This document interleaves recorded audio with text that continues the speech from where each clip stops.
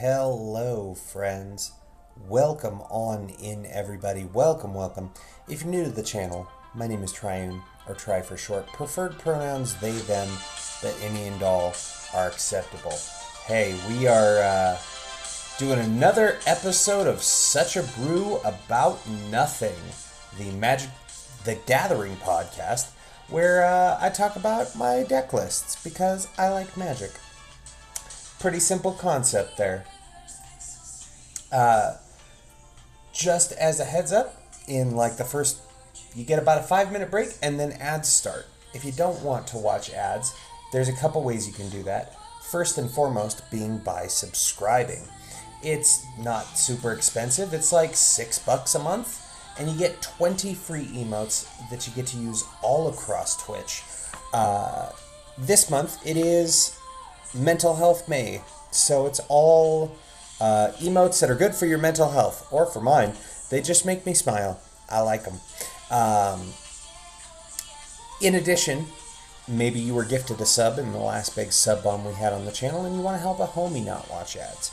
You can do so in the form of gifted subs. It's a great way of helping out another member of the community and paying generosity forward. On top of that, if you have Amazon Prime, you get a free subscription to a Twitch channel of your choice every month with Twitch Prime. Why not consider this channel? I think it's pretty good, but I'm also pretty biased. And then finally there's Twitch Turbo, which is like $13, and you get to watch ad-free across all of Twitch, and Twitch then pays the streamer the same amount as if a Tier 1 sub is watching during a scheduled ad break, which is a pretty good deal, if you ask me. Thank you for asking me. It's a pretty good deal. Yo, what's up, Ree? How's it going? Welcome on in. Welcome, welcome. Can't stay long because I'm about to go out to dinner. Just wanted to drop by and say hi. Hope that you're doing well. Thank you so much for coming. I do appreciate you. Thank you for the well wishes and enjoy your dinner. I hope it's delicious. And the final way you can support the channel here is through bits. It's a way to toss a coin to your streamer without breaking the bank, because I know the economy's in a real weird place right now. But do want to stress that any and all financial compensation on this channel is always appreciated, but never required. Just the fact that you're here, whether engaging in the chat or quietly lurking and being entertained, means the fucking world to me. You mean the fucking world to me. And without further ado, friends, that is the promo as we do. We are going to have 2 commander decks to talk about, like we always do. We're going to be talking about the Chatterfang Squirrels deck, which I call the Justice League of Squirrels. And that is probably my most competitive deck that I have. In addition to that one, we also have Galea, who is one of the commanders from the Dungeons and Dragons set. I've named the deck Peaky Buffer as a play on like Peaky Blinders, but the more common name that the deck gets is the Lord of the Swords, because it's just full of a bunch of these sort of X and Y's, right? Sort of Fire and Ice, Hearth and Home, Sinew and Steel, those kinds. But we do have those ads like another minute-ish, minute plus out. So I've explained how to not watch them. At this point, I can't do any more about it than you can. So let's go ahead and flip the camera around here and get to talking about some magic cards, shall we?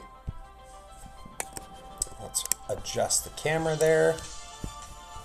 There we go. All right. So, up first, we have the commander for the Squirrel deck. It is Chatterfang Squirrel General. You see here, it's, make sure I've got, okay, our music is on shuffle. Good. Do want to send a shout out to Happy Boy Games for making the various themes you hear. I like them a lot. They're good. I enjoy them very much, and fun fact, even listen to them in my free time. So we will have, oh right, that's the playlist for the Omega on Deck music, who's given me the permission to use his music in the podcast as well. Let me just type that shout out for Happy right quick. There we go. One sec as we get that.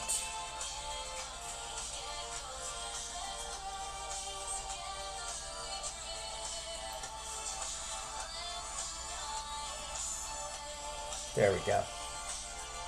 Yo, what's up, Happy? Speak of the happy boy, and he appears. Welcome on in, brother. Welcome, welcome. Let me get you the other form of shout out as well, the chatbot one.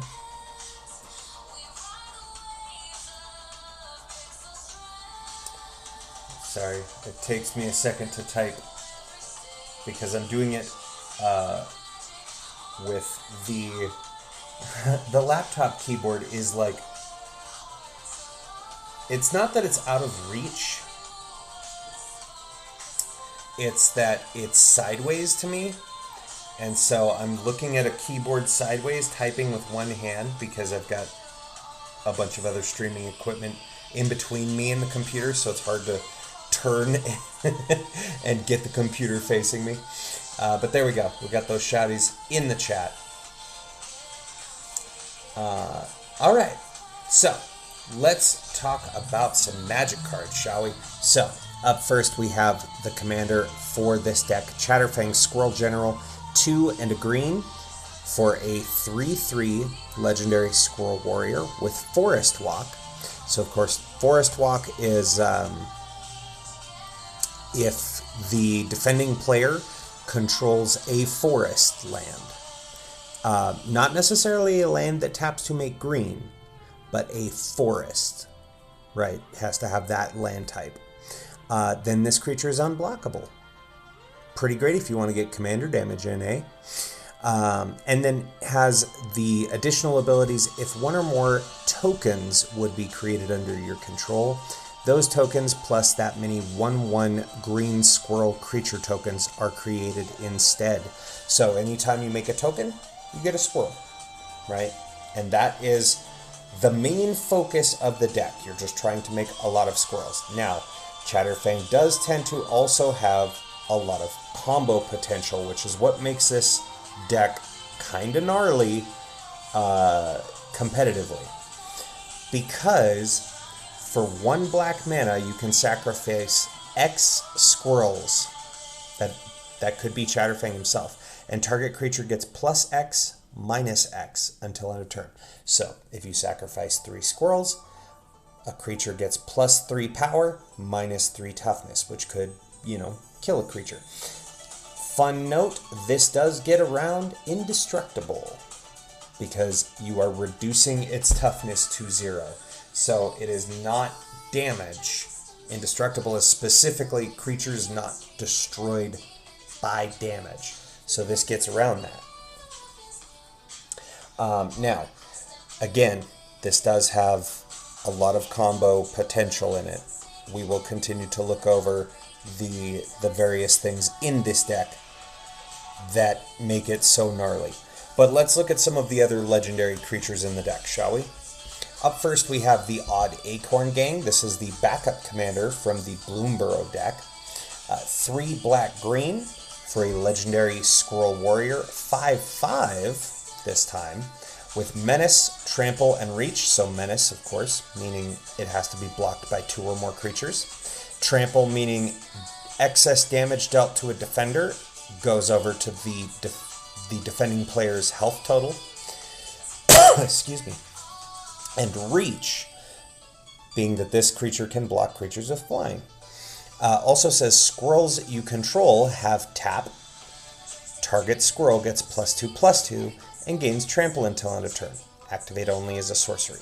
So this is a semi-newer include for the deck, because one of the things that ideally, when I first built this deck, I wanted it to just be make lots of squirrels, kill opponents with squirrels, because it's just funny.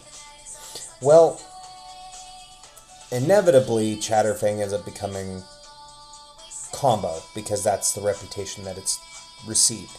But with things like Odd Acorn Gang, if you make a ton of squirrel tokens, you can potentially tap your squirrels, make him huge, and if your opponent has a forest, he's unblockable.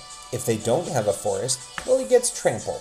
So you just make him big and send him at faces. And then the final ability on Odd Acorn Gang here, whenever one or more squirrels you control deal combat damage to a player, draw a card.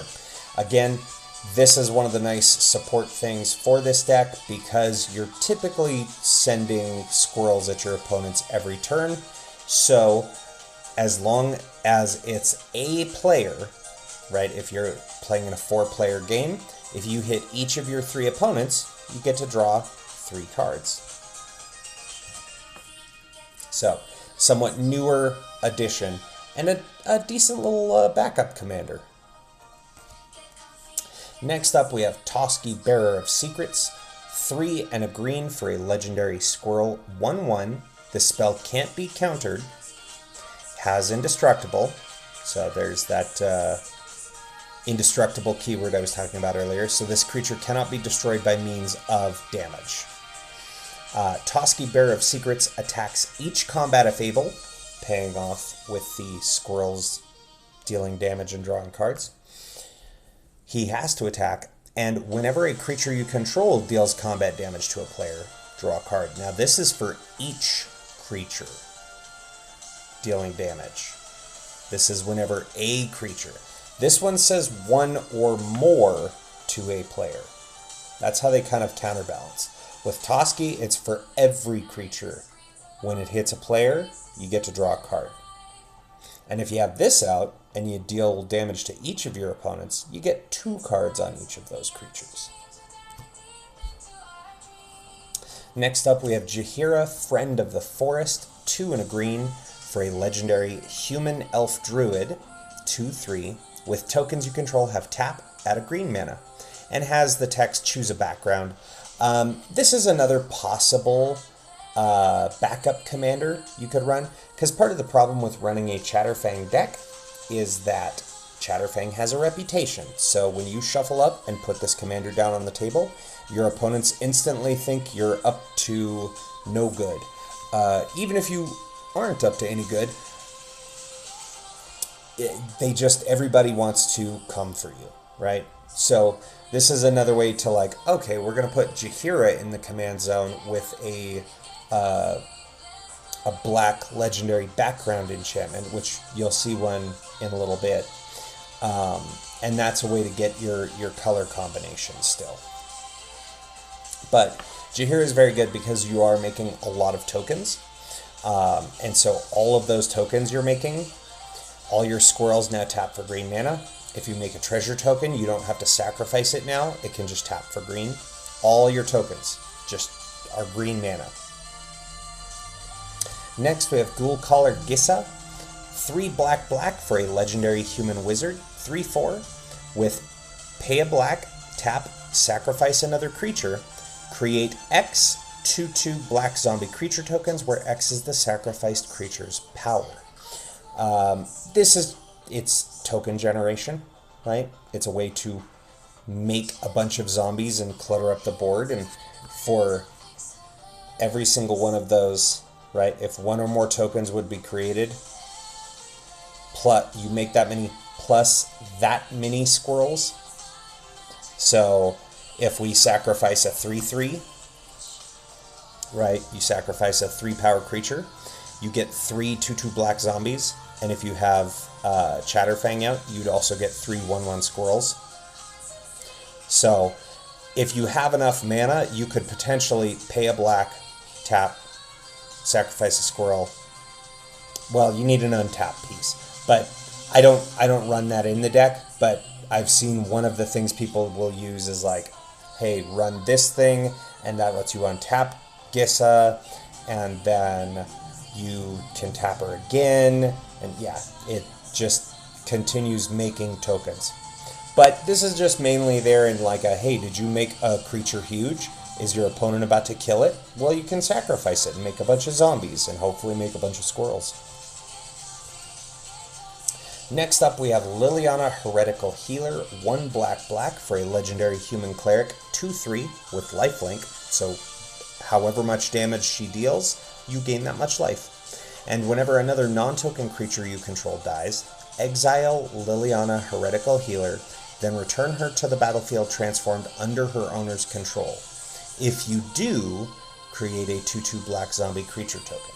So this was kind of their second attempt at transforming creatures, right?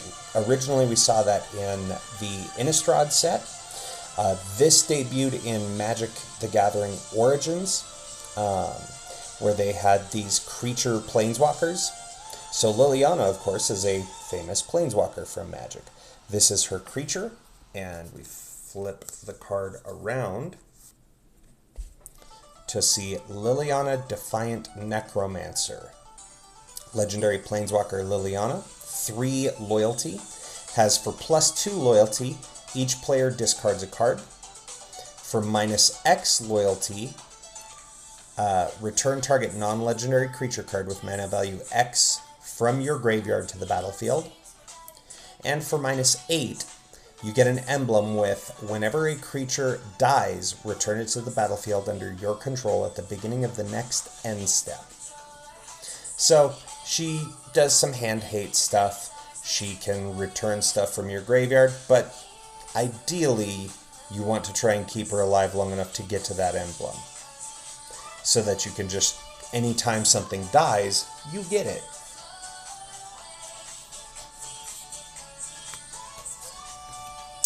Next up, we have Ravenous Squirrel, Golgari hybrid, so black-green hybrid mana. You can pay either black or either a green for a 1/1 squirrel that says whenever you sacrifice an artifact or creature, put a +1/+1 counter on Ravenous Squirrel. And you can pay 1 black-green and sacrifice an artifact or creature to gain a life and draw a card. So this is mainly there is a combo loop in the deck that if you get that piece out and you have Ravenous Squirrel, you can just make this little guy infinitely big. But we'll talk about that in just a bit. After that, we have Draykeeper, 3 black-green for a 2/2 elf druid that says when Draykeeper enters the battlefield, create 2 1/1 green squirrel creature tokens. Now, again, if we have Chatterfang out when we cast this, you're getting a 2/2, and you would get 4 green squirrels. Not bad for 5 mana. You get 5 bodies, total of 6 power. Also has an activated ability, 3 and a black. For squirrels you control, get +1/+0 and gain menace until end of turn. So you pay 4 mana, your board gets buffed, and they become harder to block. After that, we have Squirrel Sovereign, 1 and a green for a Squirrel Noble, 2/2. With other squirrels you control, get +1/+1. It's just a Squirrel Lord. But rather than put, Squirrel Lord, they went with the alliteration of Squirrel Sovereign. Up next, we have Squirrel Mob, 1 green for a 2/2 squirrel. With the ability Squirrel Mob gets +1/+1 for each other squirrel on the battlefield. Counts all players' battlefields. I played this against another squirrel deck once, and this thing got real out of control between my squirrels and their squirrels. Then we have Scurrid Colony, 1 and a green for a 2/2 squirrel with reach. Scurrid Colony gets +2/+2 as long as you control 8 or more lands. So it's a nice little, early game. You're getting a grizzly bear effectively, right? 2/2 for 2. But this one has reach. And late game, you got a 4/4 for 2 mana. That's a pretty good return of investment. After that, we have Deep Forest Hermit, 3 green for a 1/1 elf druid with Vanishing 3. And when Deep Forest Hermit enters the battlefield, create 4 1/1 green squirrel creature tokens, and has squirrels you control get +1/+1. So it's a Squirrel Lord, and if we have Chatterfang out, this makes us 8 1/1 squirrels, which would be 2/2s because of the Lord effect there. And Vanishing 3 is an interesting mechanic.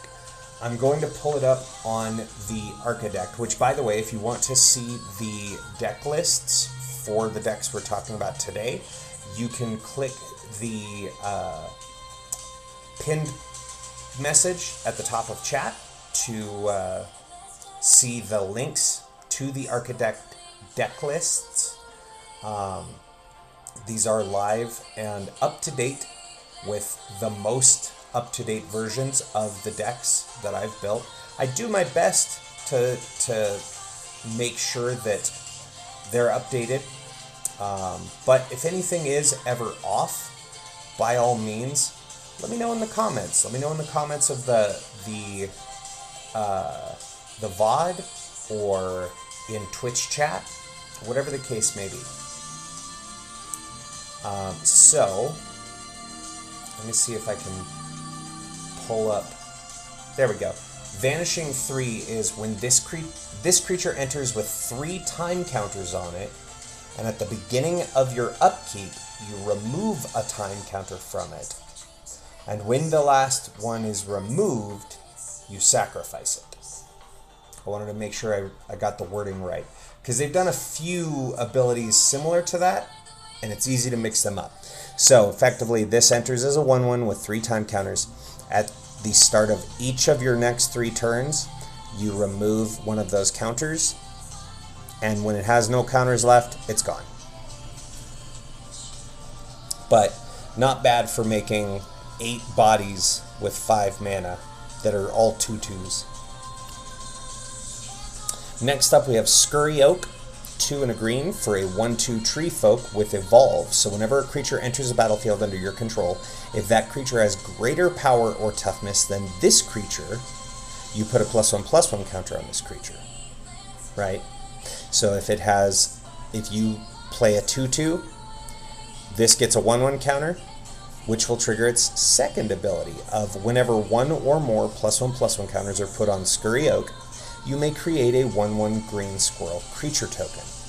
This is another part of a massive combo in the deck that we will talk about in a little bit when we get into our artifacts. But Scurry Oak, I'll set it aside here to remember to talk about that when we get to the other combo piece. Next up, we have Tireless Provisioner, 1 and a green for a 3/2 elf scout with landfall. Whenever a land enters the battlefield under your control, create a food or a treasure token. Let's be honest, you're almost always creating a treasure because they make mana, and mana is good.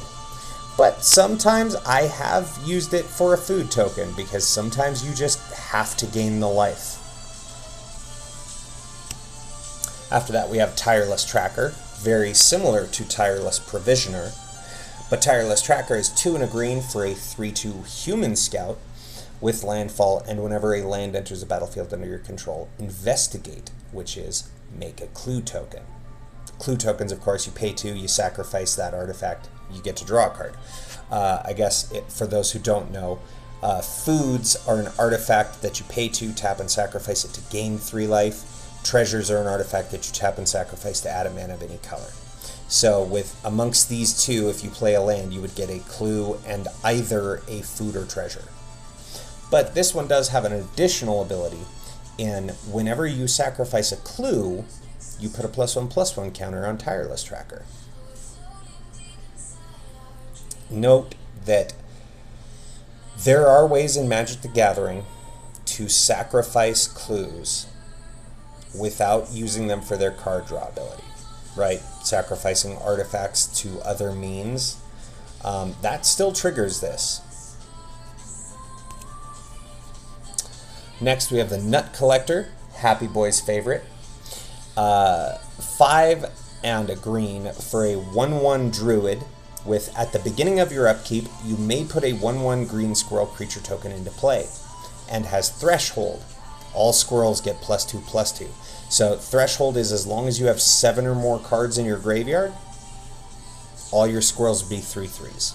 And it makes one on each of your upkeeps, which, of course, Chatterfang makes an additional one. So you'd get 2 squirrels. If you have threshold, that's 2 3/3s just for starting your turn.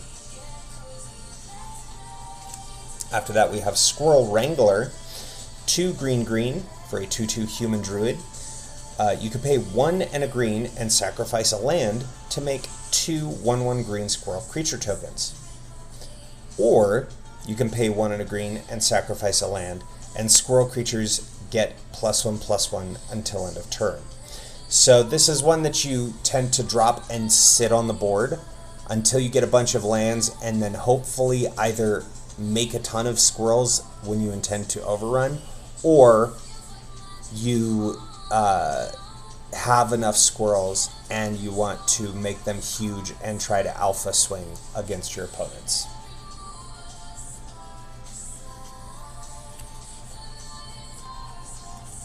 Next up, we have Champion of Lamholt, 1 green for a 1/1 human warrior with creatures with power less than Champion of Lamholt's power can't block creatures you control.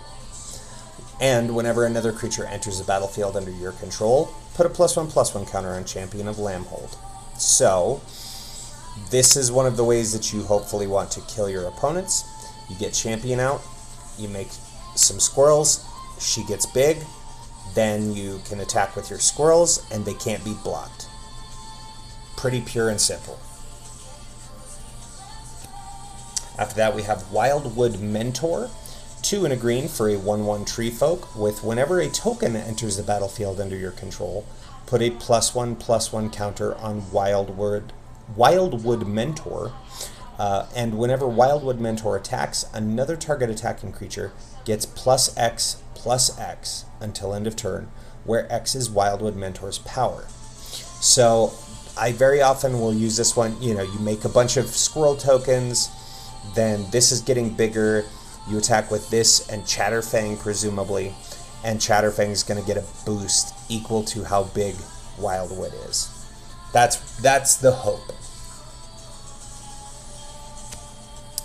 After that, we have Master Symmetrist, 2 green for a 4/4 Rhino Druid with reach, and whenever a creature you control with power equal to its toughness attacks, it gains trample until end of turn.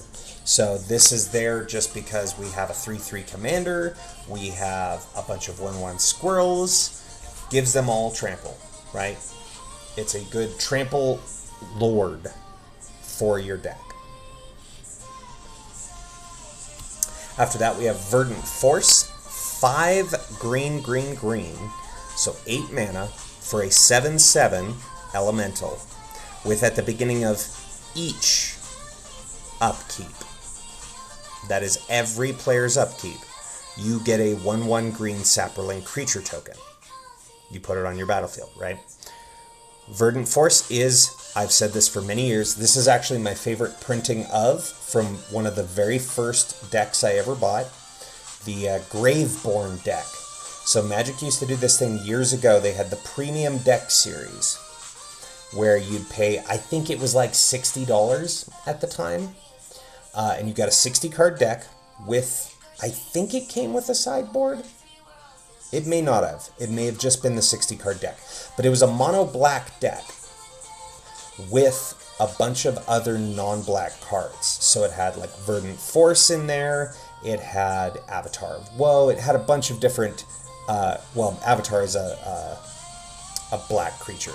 But it had a bunch of creatures that were not black. And the entire deck was in foil. This became my favorite card in Magic the Gathering of all time, because I have watched this thing make an obscene number of Saprolings over the course of a game. And of course, with a commander like Chatterfang, this reads, beginning of each upkeep, you get a Saproling and a squirrel. How about that? If you have Champion of Lambholt, that means it's getting 2 +1/+1 counters. If you have Jaheira out, you just made 2 mana dorks for your next turn. If you have Odd Acorn Gang, you can tap those squirrels and make a squirrel big, right? This does so much heavy lifting in the deck. So now you know. Fun fact: if the quiz ever comes up, what is Papa Try's favorite Magic the Gathering card? You can tell everybody it is Verdant Force, specifically the Graveborn foil printing. Next, after that, we're getting into the mono black creatures. We have a Universes Beyond card with Mirkwood Bats, 3 and a black for a 2/3 bat with flying. And whenever you create or sacrifice a token, each opponent loses 1 life. This is one of the pieces you use to try and combo kill your opponents, because you're making lots of tokens, and on creating them, you're hitting the table. With Chatterfang's ability to sacrifice squirrels, you can outright kill all of your opponents for 1 black mana if you have enough squirrels. Fun facts. Next, we have Disciple of the Vault. 1 black mana for a 1/1 human cleric with whenever an artifact is put into a graveyard from play, you may have target opponent lose 1 life. This is another of the combo pieces for a creature you will see very soon. So, because we have things like the Tireless creatures, Tireless Provisioner, Tireless Tracker, those are artifacts that they make, and you very often are sacrificing those artifacts, which will let you deal damage to an opponent, or rather they lose life. And here is the combo piece. So, with Chatterfang and this 1 card, that is an infinite combo, right?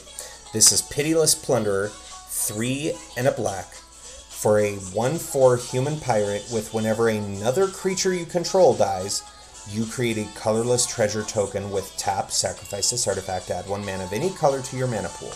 So, to explain this for those who've never seen this before, what you do is, if you have both of these on the table, you pay 1 black mana and sacrifice 1 of the squirrel tokens you make. That triggers Pitiless Plunderer to make a treasure. When you make that treasure, it makes a squirrel, as well as the treasure.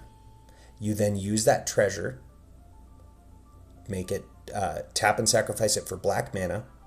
You sacrifice the squirrel that you just made by making that treasure to give one of your opponent's creatures +1/-1, right? Sacrificing that squirrel makes you a treasure, which makes you another squirrel. And you just repeat this process. Sack the treasure to pay to sack the squirrel, which makes a treasure, which makes a squirrel. Sacking the treasure to sack the squirrel, and so on. So you can infinitely do that. And if you have something like Disciple of the Vault, or ideally Mirkwood Bats, you just kill the table. And there's nothing your opponents can actually do to stop this, right? Even if they go to remove one of those pieces, once you have started this combo going, they cannot interact. Because even if they do something, you just continue to add more of your triggers on the stack, doing this loop over and over until the table's dead. And that is why Chatterfang is a dangerous commander to have in the command zone, because it has that reputation. Because as soon as they printed Chatterfang, everyone went, oh, one card, 1 creature, and you can kill every creature on the board, and with any drain effect like that, you just win the game. Speaking of drains, we have Nadier's Nightblade, 2 and a black, for a 1/3 elf warrior with whenever a token you control leaves the battlefield, each opponent loses 1 life and you gain 1 life. So this again kills the table, or gains you a bunch of life, whatever the case may be, whichever comes first, either death of your opponents or you gain so much life that they can't stop you. We also have Zulaport Cutthroat, 1 and a black for a 1/1 human rogue ally. Whenever Zulaport Cutthroat or another creature you control dies, each opponent loses 1 life and you gain 1 life. This is, again, it's just the consistency, right? You have multiple pieces that do this at various different mana levels.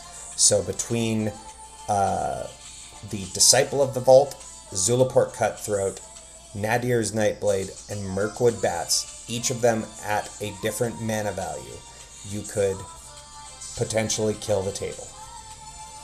And finally, it's a token deck, and our final creature in the deck.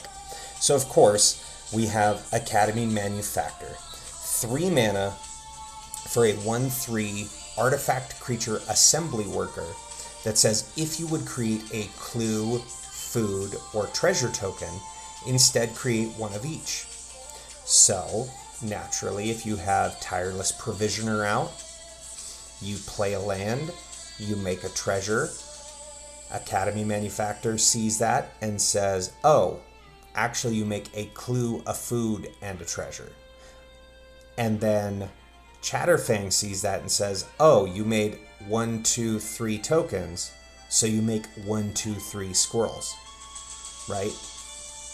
And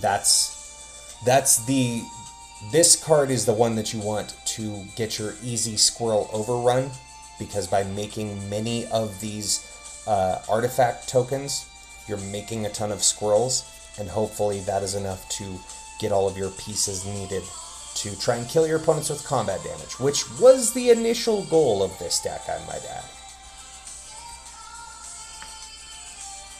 Moving on, we are now going to look at our artifacts and enchantments, starting off with the Darkness Crystal. So this is actually a brand new include that I just put in the deck the other night. The Darkness Crystal is from the Final Fantasy set. It is 2 black for a legendary artifact that says black spells you cast cost 1 less to cast. Now mind you, again, Chatterfang is a black spell, Odd Acorn Gang is a black spell, Ghoulcaller Gissa, Liliana, Ravenous Squirrel, Draykeeper, Disciple of the Vault, Mirkwood Bats, Pitiless Plunderer, Nadir's Nightblade, Zulaport Cutthroat, all of those are black spells. So this will make all of them 1 generic mana cheaper. That's not the main reason why it's in here. The main reason why it's in here is for the continuing text. If a non-token creature an opponent controls would die, instead exile it, and you gain 2 life. So because, again, we have that Chatterfang Pitiless Plunderer, we can kill all of our opponent's creatures. All of them hit the graveyard and get, well, instead of hitting the graveyard, they're exiled, and we gain life. And then for 4 black and tap, put target creature card exiled with the Darkness Crystal onto the battlefield, tapped, under your control with 2 additional +1/+1 counters on it. So you use the sacrifice ability of Chatterfang to kill your opponent's creatures. You can then pay mana to bring them back under your control. So if your opponent has something particularly problematic or troublesome, you can just kill it and then take it, and then you have that problem. Sorry, there's a bit of something on the sleeve here.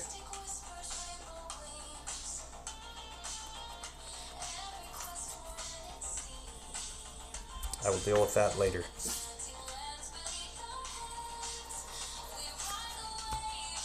Alright, moving on into our ramp. There's not there's some, but there's not a lot. We have the tried and true Soul Ring, 1 mana, artifact, taps for 2 colorless. Moving into Arcane Signet, 2 mana, artifact, taps for a mana in any combination of your commander's color identity. Then we have Commander Sphere, 3 mana, taps for it's an artifact that taps for a mana of any color in your commander's color identity, and you can sacrifice Commander Sphere to draw a card. even while it's tapped. A lot of people forget that. You can use it for mana and just leave it there tapped, and then draw a card whenever you need. And Talisman of Resilience, 2 mana artifact, taps for colorless or taps for green or black, and Talisman of Resilience deals 1 damage to you. So that is our Mana Rock package for the deck. Not a lot, like I said, but we do have things like Jaheira that will make us all of our tokens turn to mana. We can make a bunch of treasure tokens, right? We have ways of making mana. Next, we have Coat of Arms, another recent include that I just discovered. Well, not just discovered. I knew the card existed, but I didn't realize the interaction until I read Scurryoak again.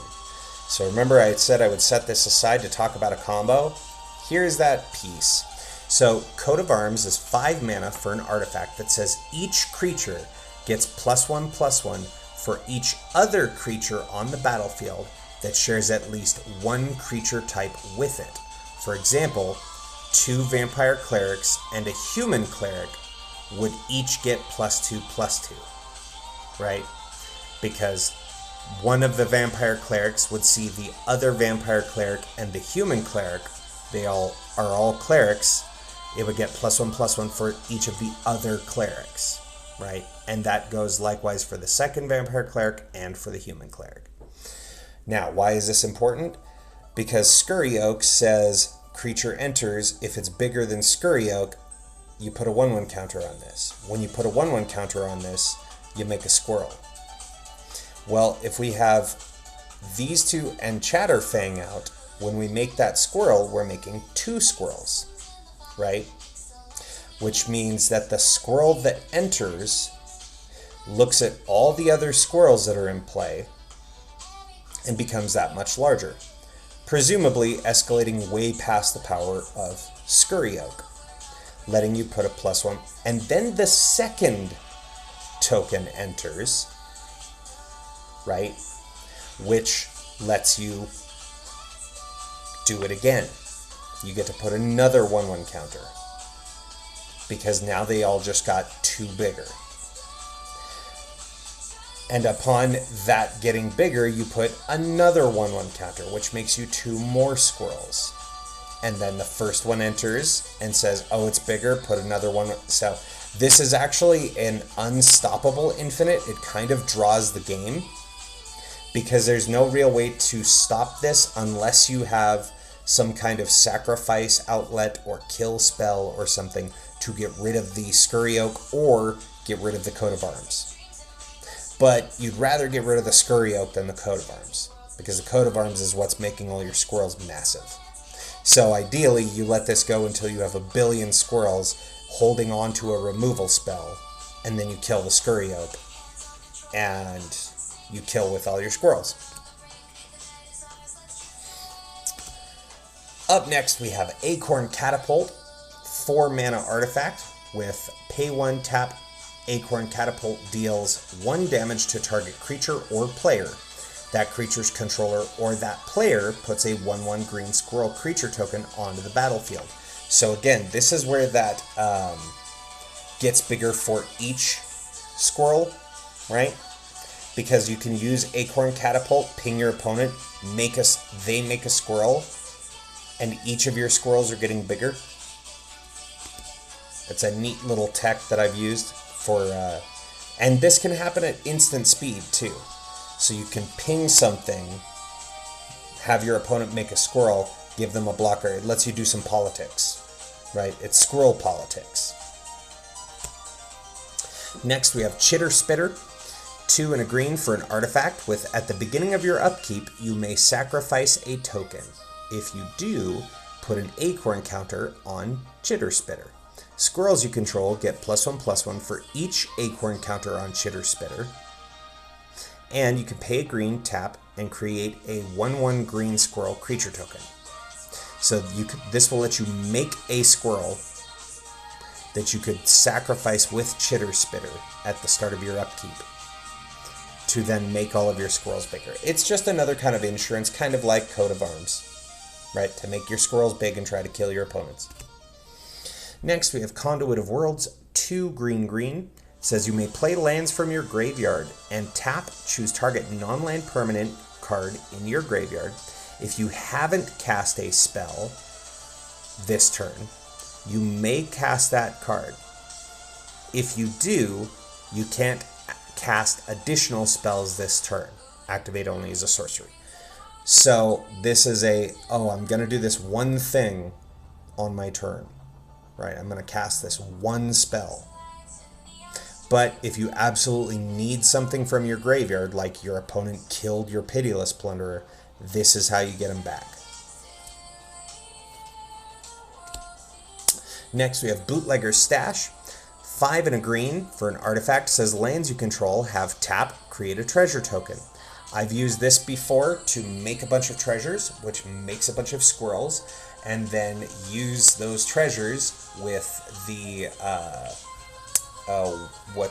I've forgotten his name, the Squirrel Wrangler.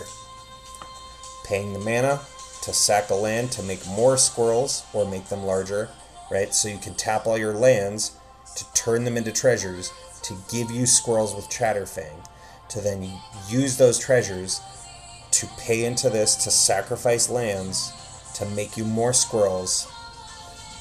That was the idea behind the Bootlegger's Stash. Plus, if nothing else, sometimes you just wind up with 1 or 2 untapped lands and you don't have anything to play with them. End of opponent's turn, you tap them, make some treasures, and then you got some treasures ready to go and some squirrels that can attack on your turn. Next we have Skull Clamp, 1 mana, artifact equipment. Equipped creature gets +1/-1. Whenever equipped creature dies, draw 2 cards and equips for 1. This is traditionally if you don't have the big buff things on your board for your squirrels. If you just absolutely need to draw some cards, you Skull Clamp your squirrels. They turn into 2 cards because it's going to kill the 1/1 that it goes on to. Not a bad little way to draw cards. Next we have Cloakwood Hermit. 2 and a green for a legendary enchantment background. So we talked about this a little bit with Jaheira earlier. Has the choose a background ability. That was something from the Baldur's Gate magic set, where you would have these monocolored legendary creatures and you had these monocolored legendary enchantments.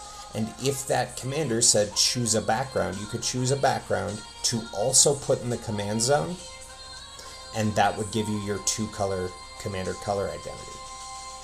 In the case of Cloakwood Hermit here, commander creatures you own have, at the beginning of your end step, if a creature card was put into your graveyard from anywhere this turn, create 2 tapped 1/1 green squirrel creature tokens. So if your commander is exactly Chatterfang, you can pay a black mana, sacrifice 1 of your squirrel tokens. That is a creature card being put into your graveyard. Even though it ceases to exist, it does hit the graveyard. At which point, you then make 2 tapped squirrels. Chatterfang sees those 2.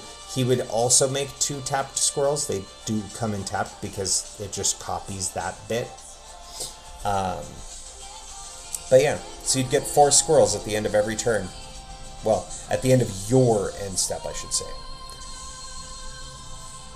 And then we have Agent of the Iron Throne. Now this one you could run with Jaheira as your commander combo, because Agent of the Iron Throne is 2 and a black for a legendary enchantment background.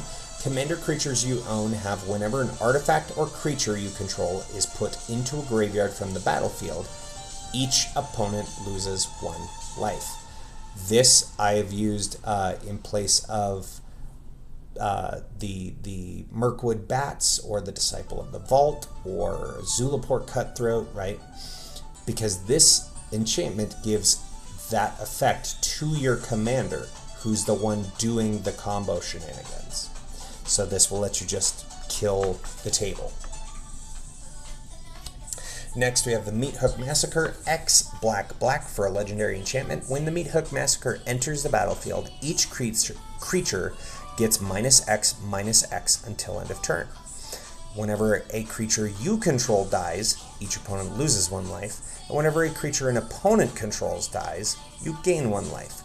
I have used this after making tons and tons of squirrels. I have used this to great effect for 3 mana, because you just do X equals 1. It kills all your squirrel tokens and the table along with it. Next we have Insidious Roots, black and a green for an enchantment. Creature tokens you control have tap, add 1 mana of any color. I like having this one out with Pitiless Plunderer because then you could use one of your pre-existing squirrels, tap it for mana, sacrifice it, you tap it for black, paying that black to Chatterfang's ability, sacrificing the tapped squirrel to then make you the treasure token you need to start the ball rolling, right? And also has whenever one or more creature cards leave your graveyard, create a 0/1 green plant creature token, then put a +1/+1 counter on each plant you control. So again, this kind of goes along with that the artifact we saw just a minute ago that lets you play Conduit of Worlds, that lets you play things from your graveyard, right? This would allow you to play that thing from your graveyard, which would make you a plant, which would make all your plants bigger. But on those plants, you're also making squirrels, and each of those creature tokens taps for mana. This is why we don't have a ton of ramp spells, right? Because we have mana rocks, we have a lot of ways to let our tokens become mana, so we don't really necessarily need them. Next up we have Moldavine Reclamation, 3 black-green for an enchantment. Whenever a creature you control dies, you gain 1 life and draw a card. Be very cautious of this card, because if you are doing the Pitiless Plunderer Chatterfang thing, you can deck yourself. Before you kill the table, I might add. I have done it. I've run out of cards before I was able to kill the table. Next we have Parallel Lives, 3 and a green for an enchantment. If an effect would put 1 or more tokens onto the battlefield under your control, put twice that many on the battlefield instead. It's just a token doubler, right? So with Parallel Lives out, say you have your Pitiless Plunderer Chatterfang thing, you sacrifice a creature, Pitiless Plunderer is going to make you 2 treasure tokens. Chatterfang sees those 2 treasure tokens, and for each one, he's going to put a squirrel in play. Except it's going to double. So, first treasure token is made, he puts 2 squirrels. Second one is made, he puts 2 squirrels. This one is very fun if you're doing that combo, because you can make a huge board very quick. Next, we have Knight of Sweet's Revenge, 3 and a green for an enchantment. When Knight of Sweet's Revenge enters the battlefield, create a food token. Foods you control have tap, add a green mana. So this was the card I was talking about earlier with Tireless Provisioner that has landfall. You can make a food or a treasure. This is the instance where sometimes it's nice to make the food, because then those foods are mana rocks. Also, you can pay 5 green, sacrifice Knight of Sweet's Revenge.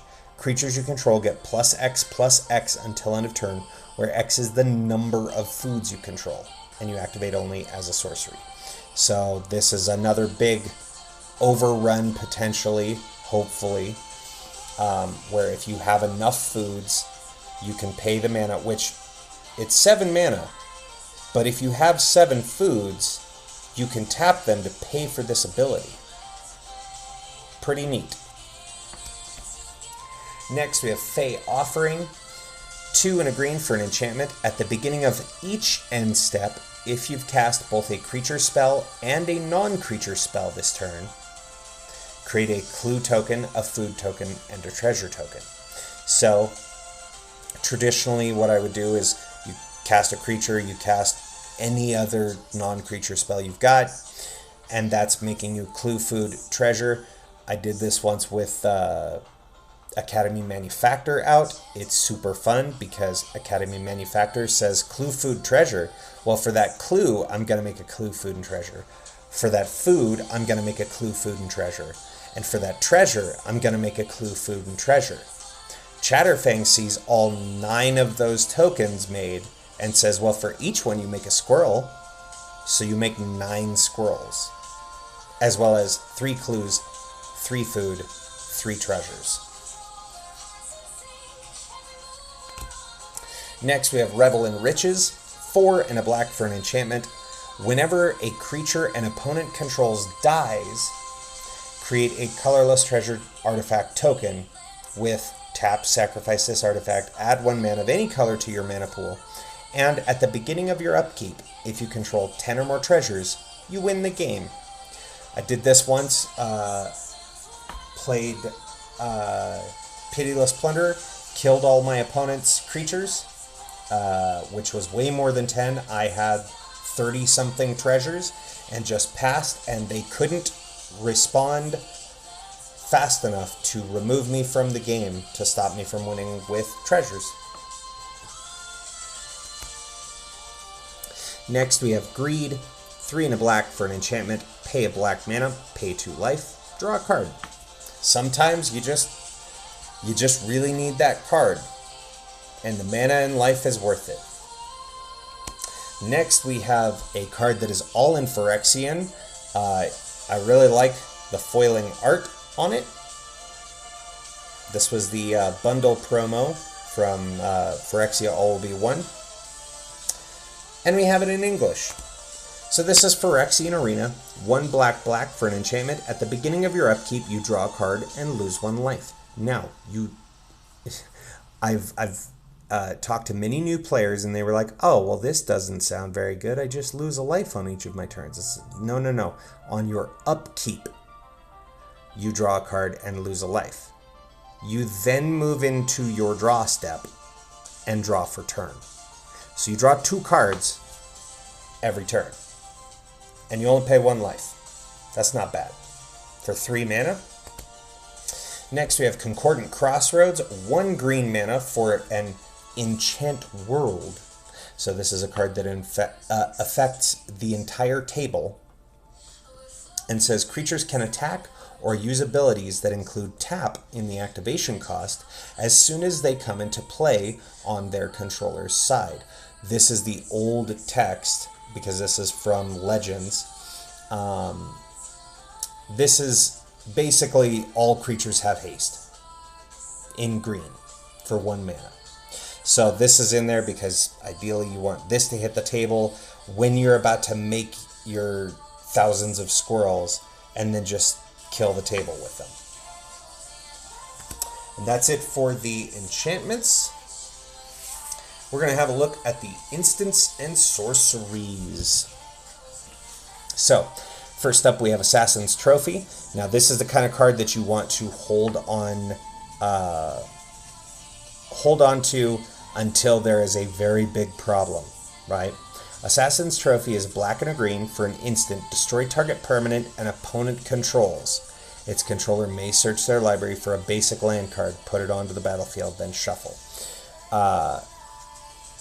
This is premium removal, right? 2 mana, you kill target permanent an opponent controls, right? This removes lands.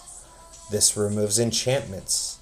This removes anything of your opponent's, and they get a land for it. Now, that land does come in untapped, but this is the kind of removal you save until you absolutely need it, you know? Next, we have Second Harvest. 2 green for an instant. For each token you control, put a token onto the battlefield that's a copy of that permanent. Again, with Chatterfang, this is great because you could pay 4 mana if you have 10 tokens. You make a copy of each of them, and for each of those 10, you're getting a squirrel. Next, we have Verdant Command, 1 and a green for an instant. Choose 2. Now, mind you, you cannot choose one mode more than once, and it does resolve in order. That's how modal cards work, right? So you choose 2. Option 1, target player creates 2 tapped 1/1 green squirrel creature tokens. Again, that would be 4 tapped with Chatterfang. Mode 2, counter target loyalty ability of a planeswalker. It's not often selected, but it has come up once or twice. Option 3, exile target creature from a graveyard. So it's got a little graveyard hate in there. And option 4, target player gains 3 life. Typically when this is getting resolved, I'm making squirrels and I'm gaining 3 life. But for 2 mana, 4 squirrels on an instant, cast it at the end of your opponent's turn, pretty good. Next we have Worldly Tutor, one of the game changers in the deck. 1 green mana for an instant, search your library for a creature card, reveal it, then shuffle and put that card on top. This is the kind of thing you want to resolve right at the end of the opponent who is just before you in the turn rotation, so that you can get the creature that you need. Next we have Gaze of Granite. X black green for a sorcery. Destroy each non-land permanent with mana value X or less. Now, this is a board wipe. If you are against another token deck, you could just pay 3 mana and kill all the tokens, right? Potentially, though, because it is X or less, you could pay into this and just remove every non-land permanent, just blasting your opponents back to the Stone Age. Then we have Casualties of War. 2 black green for a sorcery. Choose 1 or more. Destroy target artifact, destroy target creature, destroy target enchantment, destroy target land, destroy target planeswalker. So much like Farewell, right? This, you can choose any of the 5 modes, whether killing an artifact, a creature, an enchantment, a land, or a planeswalker. You can mix and match as you see fit. Note again, it does resolve in order. So if killing that artifact is going to cause a chain reaction of something, note that that happens first, right? You always resolve cards top down. Next, we do have some non-mana rock ramp in the form of Cultivate. 2 and a green for a sorcery. Search your library for 2 basic land cards. Reveal those cards, put 1 onto the battlefield, tap the other into your hand, then shuffle. It's just good, efficient ramp in green. And we have Acorn Harvest. 3 and a green for a sorcery. Put 2 1/1 green squirrel creature tokens into play. And has flashback for 1 and a green and pay 3 life. So 4 mana, we'd make 4 1/1 green squirrels with Chatterfang out. Then flashback 2 mana, pay 3 life, make 4 green squirrels. I've done the 6 mana in a single turn to just make a ton of squirrels. Speaking of, we have Chatter of the Squirrel, similar type spell. 1 mana for a sorcery, you make a green squirrel creature token. So for 1 mana, you'd make 2 with Chatterfang. And flashback for 1 and a green.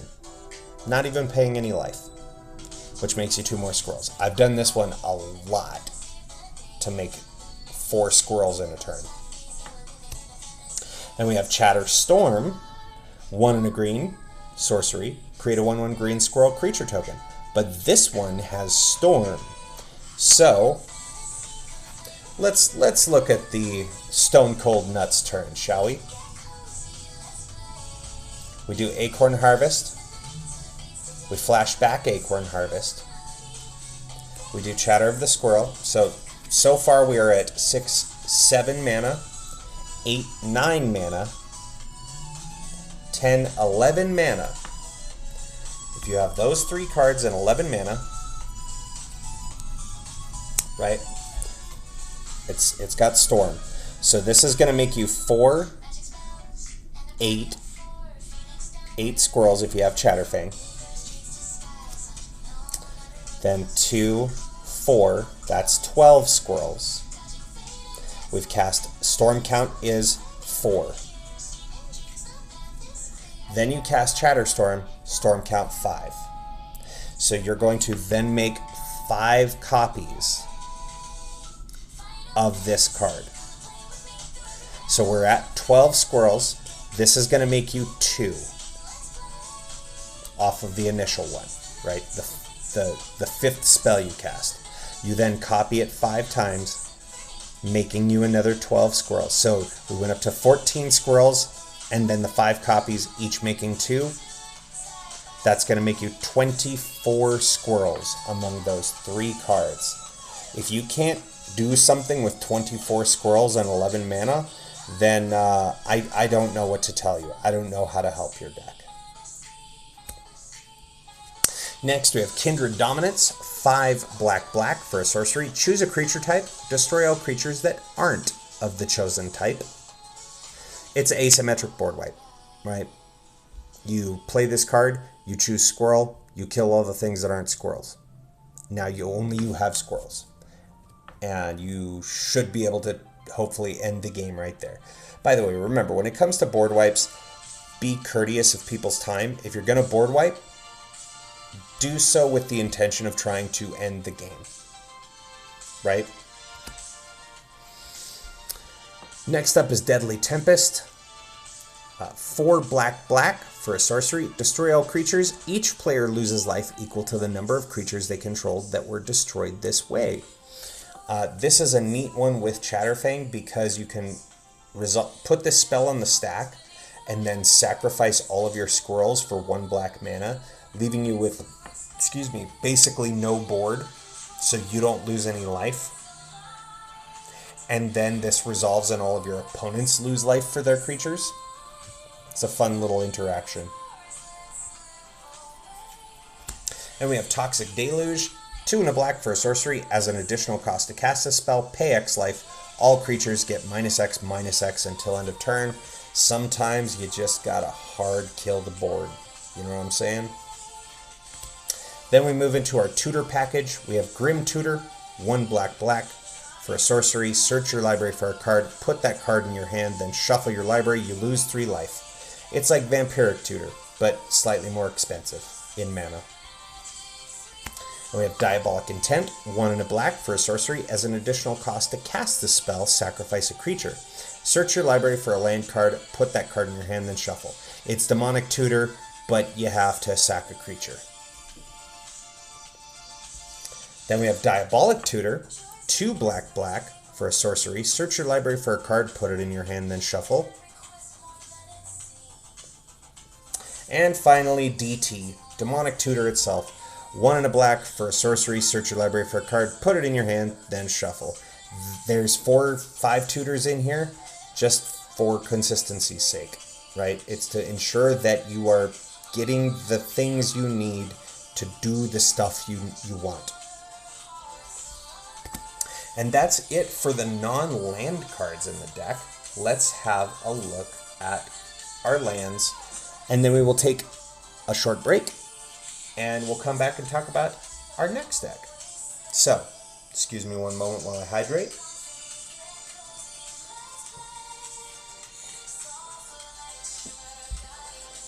Okay. So, for our lands, we start off with Command Tower. It's classic. It's in every commander deck, basically. It's a land that taps for a mana of any color in your commander's color identity. And we have Path of Ancestry. Another land taps for, it enters the battlefield tapped, but taps for a mana of any color in your commander's color identity. And when that mana is spent to cast a creature that shares a creature type with your commander, scry one. And we have Detection Tower. It's a land, taps for colorless, but you can pay 1 and tap until end of turn. Your opponents and creatures your opponents control with hexproof can be the target of spells and abilities you control as though they didn't have hexproof. So this is good workaround for, again, because Chatterfang can override Indestructible. The only thing you can't really get around is hexproof, right? So this is the, hey, there's a problem, I can't target it. 1 mana, cool. You can remove the problem now. Then we have Swarm Yard. It's a land, taps for 1 colorless, and you can tap to regenerate target insect, rat, spider, or squirrel. It's just good protection for your commander. Somebody wants to kill your commander, you tap this and you get to regenerate it, or any of your squirrels for that matter. And we have Reliquary Tower. Land, says you have no maximum hand size and taps for a colorless. Next we have Temple of the False God. Taps for 2 colorless, but you activate it only if you control 5 or more lands. Then on to Myriad Landscape. Enters the battlefield tapped, taps for a colorless, or you could pay 2, tap, and sacrifice Myriad Landscape to search your library for up to 2 basic land cards that share a land type. Put them onto the battlefield tap, then shuffle. Next, into our basic fetches. Evolving Wilds. It's a land, tap, sack it, search your library for a basic land, put it on the battlefield, tap, then shuffle. Then into actual fetch, Verdant Catacombs, tap and pay a life, sacrifice Verdant Catacombs, search your library for a swamp or forest, put it onto the battlefield, then shuffle. Note it doesn't say tapped, and note it doesn't say basic, right? That's why fetch lands are so good, and that's why they're usually expensive. Speaking of swamp forests, we have Overgrown Tomb. It's a land swamp forest, so taps for a black or green. As Overgrown Tomb enters the battlefield, you may pay 2 life. If you don't, it enters tapped. So the classic is you Verdant Catacombs, pay a life, sacrifice it, get Overgrown Tomb. It shocks you. That's why they're called shock lands, because it deals the same amount of damage as the spell Shock, just 2 life. And then you get this untapped. So that's the classic fetch land tutor. But maybe you've already got your shock land in play. Well, you want to back up. So here's Woodland Chasm. It's a snow land swamp forest, so it taps for green or black. Now, it is a snow permanent. There's nothing in this deck that cares about snow, but sometimes it can matter for opponents' decks. And Woodland Chasm always enters the battlefield tapped. But it's another dual land. Then we have Llanowar Wastes. It's a land, taps for a colorless, or tap for a green or black. Llanowar Waste deals 1 damage to you. These are the pain lands, is what they're called. Next we have Jungle Hollow. It's a land, enters tapped. When it enters, you gain a life, and taps for a black or green. Then we have Temple of Malady, or Malady. Land enters tapped. When it enters, you scry 1, taps for a black or green. Golgari Rot Farm is a land that enters tapped, and when it enters the battlefield, you return a land you control to its owner's hand, but this one taps for a black and green, so you get 2 mana. So these are called the bounce lands. So traditionally you want to tap whatever land you are about to return, so you float that mana, then you play this land. That way you can still use the land that you bounced back to hand, and then on your next turn you could replay that land and you'd have your 3 mana. And we have Witch's Cottage, land swamp. So again, this is some protection for our fetch land in case we just have already played our dual types. We've got a couple lands in here that aren't basics that have the basic land types. So Witch's Cottage is a land swamp, so taps for a black. Witch's Cottage enters the battlefield tapped unless you control 3 or more other swamps. And when Witch's Cottage enters the battlefield untapped, you may put target creature card from your graveyard on top of your library. So you just kind of get, you know, recur a character. Or a creature, excuse me. Next we have Gingerbread Cabin, land forest. This is like Witch's Cottage, but in green. So taps for a green. Gingerbread Cabin enters the battlefield tapped unless you control 3 or more other forests. And when Gingerbread Cabin enters the battlefield untapped, you make a food token. Next we have Oran Reef the Vastwood. It's a land. It enters the battlefield taps for a green. Or you can tap and put a +1/+1 counter on each green creature that entered the battlefield this turn. Remember how I was talking about those big turns where you could make a bunch of tokens, make a bunch of squirrels? This one land can turn all those 1/1 squirrels into 2/2 squirrels. Then we have Argoth, Sanctum of Nature. This is a card with meld. We don't have the other meld piece in here. It's just a good land. Argoth, Sanctum of Nature, enters the battlefield tapped unless you control a legendary green creature. How about that? Our commander. Taps for a green mana. And you can pay 2 green and tap to create a 2/2 green bear creature token. Then mill 3 cards. Activate only as a sorcery. Again, sometimes you just need to make that token. This is a way to do that. It's 4 mana, but you get a 2/2 bear and a squirrel, and you mill 3, which milling can be good. Then we have Yavimaya, Cradle of Growth, legendary land. Each land is a forest in addition to its other types. That means this one itself is a forest, so it taps for green, but now all of our lands can tap for green. Every land in the game can tap for green with one Yavimaya out. And then into our basics. So up first we have the Oil Slick Foil Swamp. Very cool foils. I wish they'd do these some more. Then we have the Phyrexian, what I call the metal lands, because they look like metal posters. So there's the Phyrexian Metal Swamp. The Full Art Swamp from All Will Be One. The non-Full Art Swamp from All Will Be One. All basics in this deck are in foil, by the way. Well, I say that and then I go into the non-foils. They are all either full art or foil, I should say. I thought I had finished foiling these out, but I stand corrected. This is the Full Art Swamp from Crimson Vow, one of them. This is the other swamp from Crimson Vow. I really dig these black and white lands. And they also look really cool in foil. They have this silver foil. Then into our forests, we have the Oil Slick Foil Forest.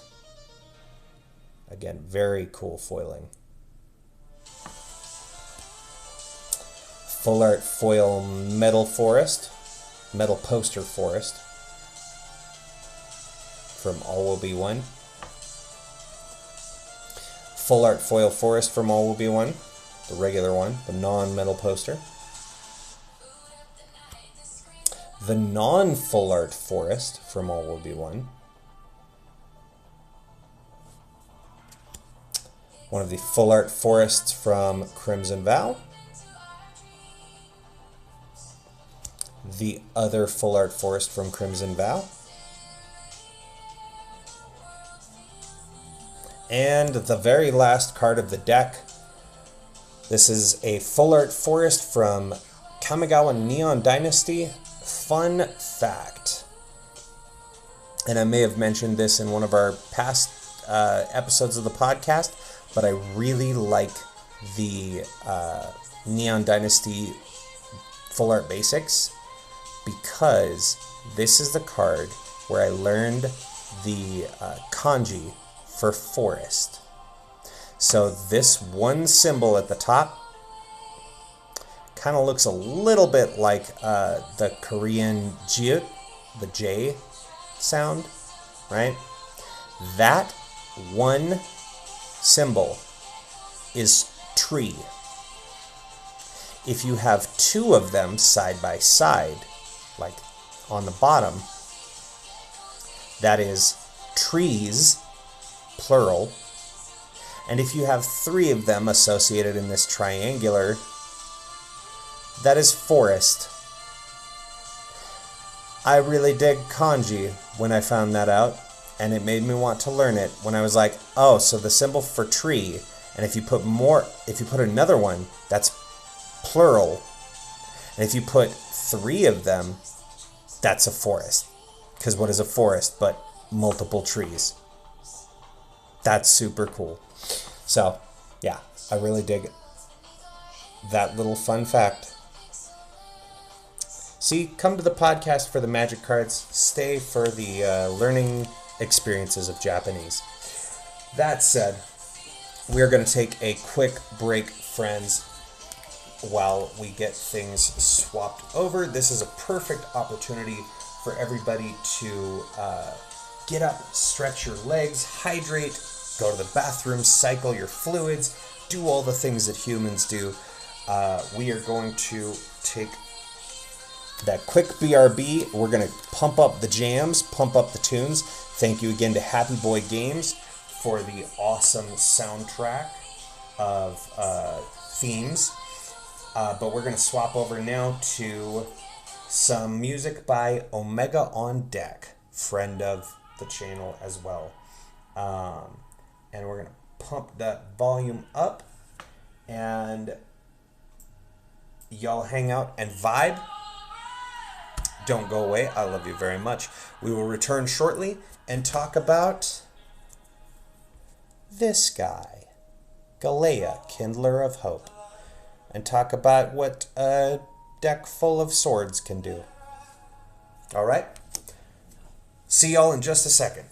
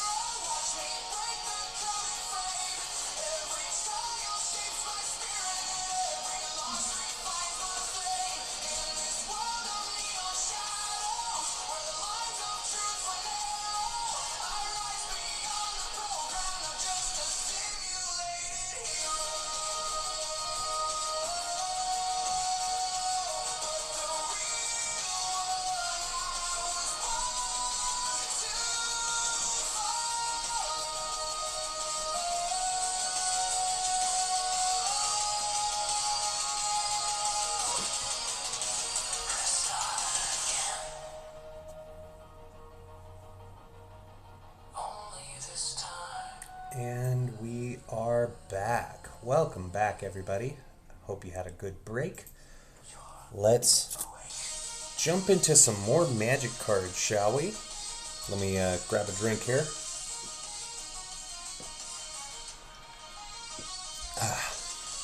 All right. So we're going to be talking about our second and final deck of the evening. We have the Peaky Buffer, or as it's colloquial known, the Lord of the Swords deck. This is Galea, Kindler of Hope. 1 and Bant, so green, white, blue, for a 4/4 legendary elf knight with Vigilance. So Vigilance means the creature does not tap to attack, and says you may look at the top card of your library anytime. You just can do that. At any point of the game, as is your right, you can look at the top card of your deck. And you may cast aura and equipment spells from the top of your library. When you cast an equipment spell this way, it gains when this equipment enters the battlefield, attach it to target creature you control. So, of course, auras, when they enter, they automatically have to attach to something. But equipments, those you have to pay equip costs normally. Well, with Galea's ability here of letting you cast off the top, you get to cheat that equip cost if you're casting it from the top deck. So that's why this is the Lord of the Swords deck.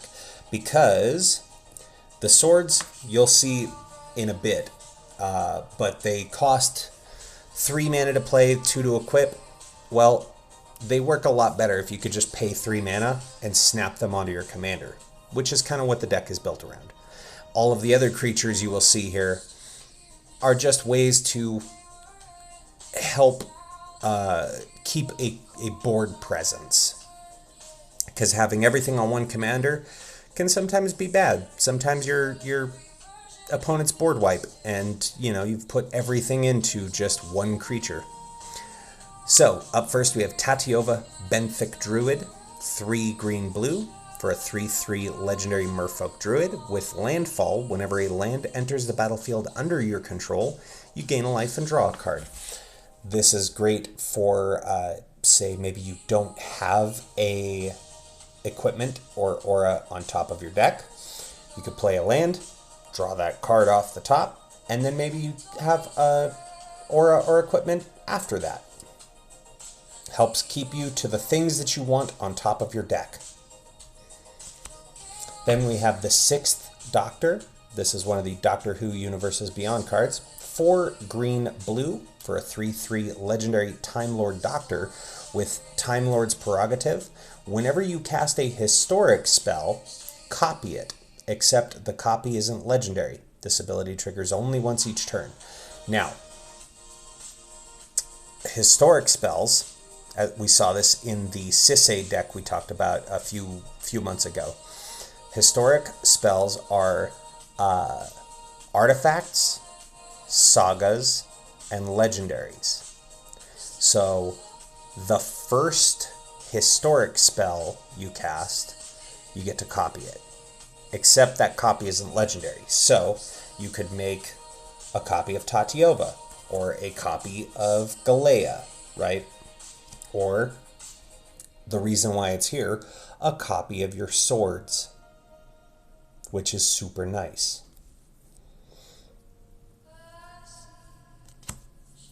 Then we have Kellen, Inquisitive Prodigy, 2 green blue for a 3/4 legendary human fairy detective with flying and vigilance.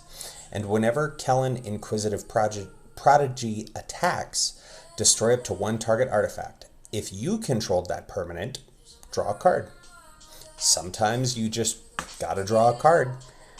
Well, this will let you destroy an artifact, which this deck has plenty of, to get you that card draw. But this is an adventure creature from Murders at Karlov Manor. So it also has a sorcery spell attached to it with Tail the Suspect, a green and a blue for a sorcery adventure that says investigate. You may play an additional land this turn. So you make a clue token and you get an extra land drop. That then puts this card on an adventure.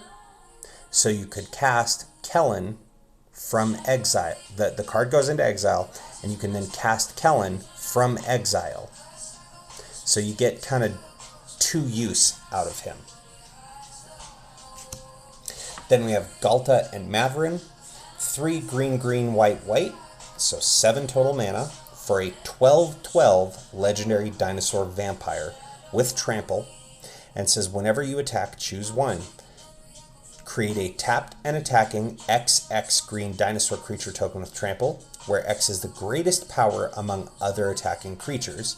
So the idea behind it, if you attack with Galta and Maverin, you would make a 12/12 tapped attacking dinosaur. Or the other mode, create X/1/1 white vampire creature tokens with lifelink.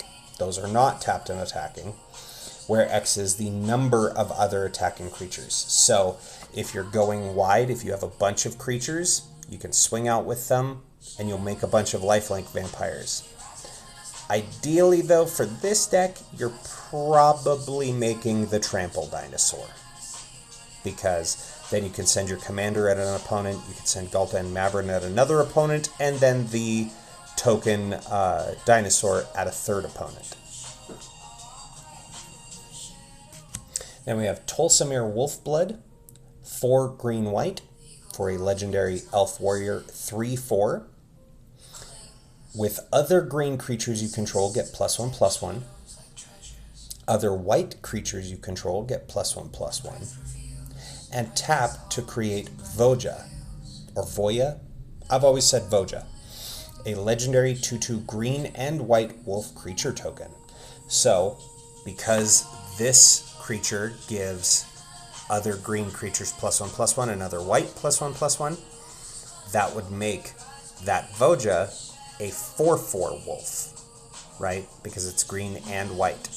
So 6 mana, you get a 3/4, you can tap him, make a 4/4, but our commander is also green and white. So it would make our commander a 6/6. It would make Tatiova a 4/4. It makes the 6th Doctor a 4/4. Makes Kellen a 4/5. Makes Galta and Maverin a 14/14. So, decent amount of synergy with Tolsimir. And there's the Voja. Of course, I wouldn't be that kind of monster to show you Tolsimir and not show you the good boy that he makes. So there is our legendary wolf token 2/2 Voja. Then into second Tolsimir, because our deck has had 1, yes, but what about second Tolsimir? So Tolsimir, Friend to Wolves, 2 green, green, white for a 3/3 legendary elf scout. With whenever Tolsimir, Friend to Wolves enters the battlefield, create Voja, Friend to Elves, a legendary 3/3 green and white wolf creature token. And whenever a wolf enters the battlefield under your control, you gain 3 life, and that creature fights up to 1 target creature you don't control. So, you're paying 5 mana, you're making 2 3/3, you get 2 3/3s for 5 mana, and one of those 3/3s is gaining you 3 life and fights something. So potentially removal, if you target the right thing. But, worth noting, this is a green and white creature. So if you have the first Tolsimir out, you're making 2 5/5s for 5 mana. And one of those 5/5s gets to fight. There's second Voja, Friend to Elves, the 3/3 wolf. And final Tolsimir, Midnight's Light, 2 green, white, white, so 5 mana, for a legendary elf scout, 3/2, with lifelink. And when Tolsimir Midnight's Light enters the battlefield, create Voja Fenstalker, a legendary 5/5 green and white wolf creature token with trample. And whenever a wolf you control attacks, if Tolsimir attacked this combat, target creature an opponent controls blocks that wolf this combat, if able.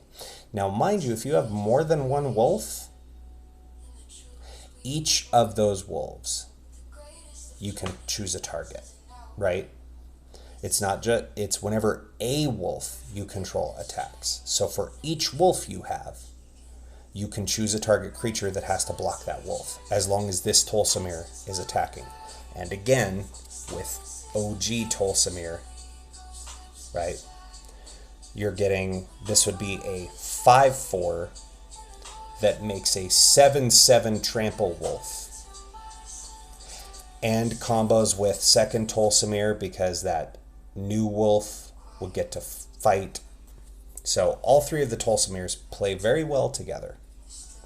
And there is final goodest boy, Voja Fenstalker, 5/5 trample.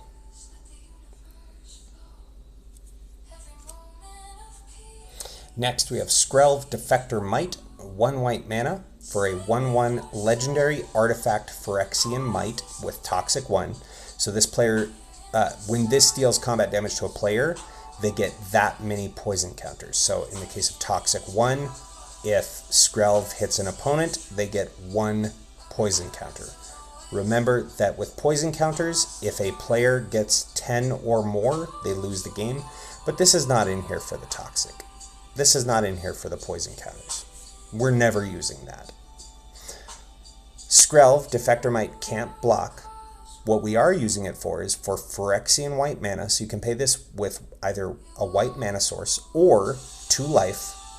Tap, choose a color. Another target creature you control gains Toxic 1 and Hexproof from that color until the end of turn, and it can't be blocked by creatures of that color this turn. So it's kind of like protection from, right? But it's much more narrow, so you pick a color. Typically this is here because it's targeting our commander, making him hexproof from a kill spell, but then makes them unblockable by that color. And does give Toxic 1, which doesn't come up often. You're almost never giving enough poison counters to kill an opponent, but that is there. This acts basically like a Mother of Runes or a Giver of Runes in this deck. But all you have to do is just pay 2 life, and that way you can save your commander and make them unblockable by a specific color. Next we have Eowyn, Lady of Rohan. This is one of the Lord of the Rings Universes Beyond cards. 2 and a white for a 2/4 legendary human noble. At the beginning of combat on your turn, target creature gains your choice of First Strike or Vigilance until end of turn. If that creature is equipped, it gains First Strike and Vigilance until end of turn instead, and equip abilities you activate cost 1 less to activate. So this is here to drop the cost of our equip abilities, but our commander already has Vigilance, but giving it First Strike is not nothing. Even if we don't have a equipment on our commander, just the ability to start of combat, we have a 4/4 First Strike Vigilance commander is just pretty decent. Then we have Ardent Intrepid Archaeologist. We've seen this card before. If you remember the Jin Sakai deck that we talked about, I think that was the very first episode of the podcast. We saw Ardent in there. So Ardent Intrepid Archaeologist is 2 and a white for a 2/2 legendary core scout with, at the beginning of combat on your turn, you may attach any number of auras and equipment you control to target permanent or player, and has partner, which doesn't matter in this deck. But this just lets you free equip everything to one creature and move them around as you see fit. Then we have SRAM Senior Edificer, 1 and a white for a legendary Dwarf Advisor, 2/2. Whenever you cast an aura, equipment, or vehicle spell, draw a card. Just gets your card draw off all those equipment you cast off the top of your deck with our commander.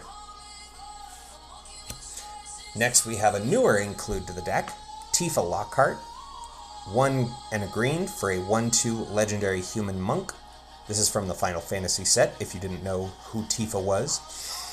With Trample, and has landfall whenever a land you control enters double Tifa Lockhart's power until end of turn. Now, this is not a landfall deck, but The fact that it's full of swords, you can pop a bunch of swords on Tifa, easily getting her power up to 5, 7 power, and then play a land, and suddenly you have a 14 power trampler. Then we have Azusa, Lost But Seeking. Great creature if you are doing landfall stuff. 2 and a green for a 1/2 legendary human monk that says you may play 2 additional lands on each of your turns. This is the version from the, what did they call it? Putting on the Ritz secret lair. She's in there because this deck wants to have plenty of lands, and now that Tifa's in the deck, having those extra landfalls is kind of nice.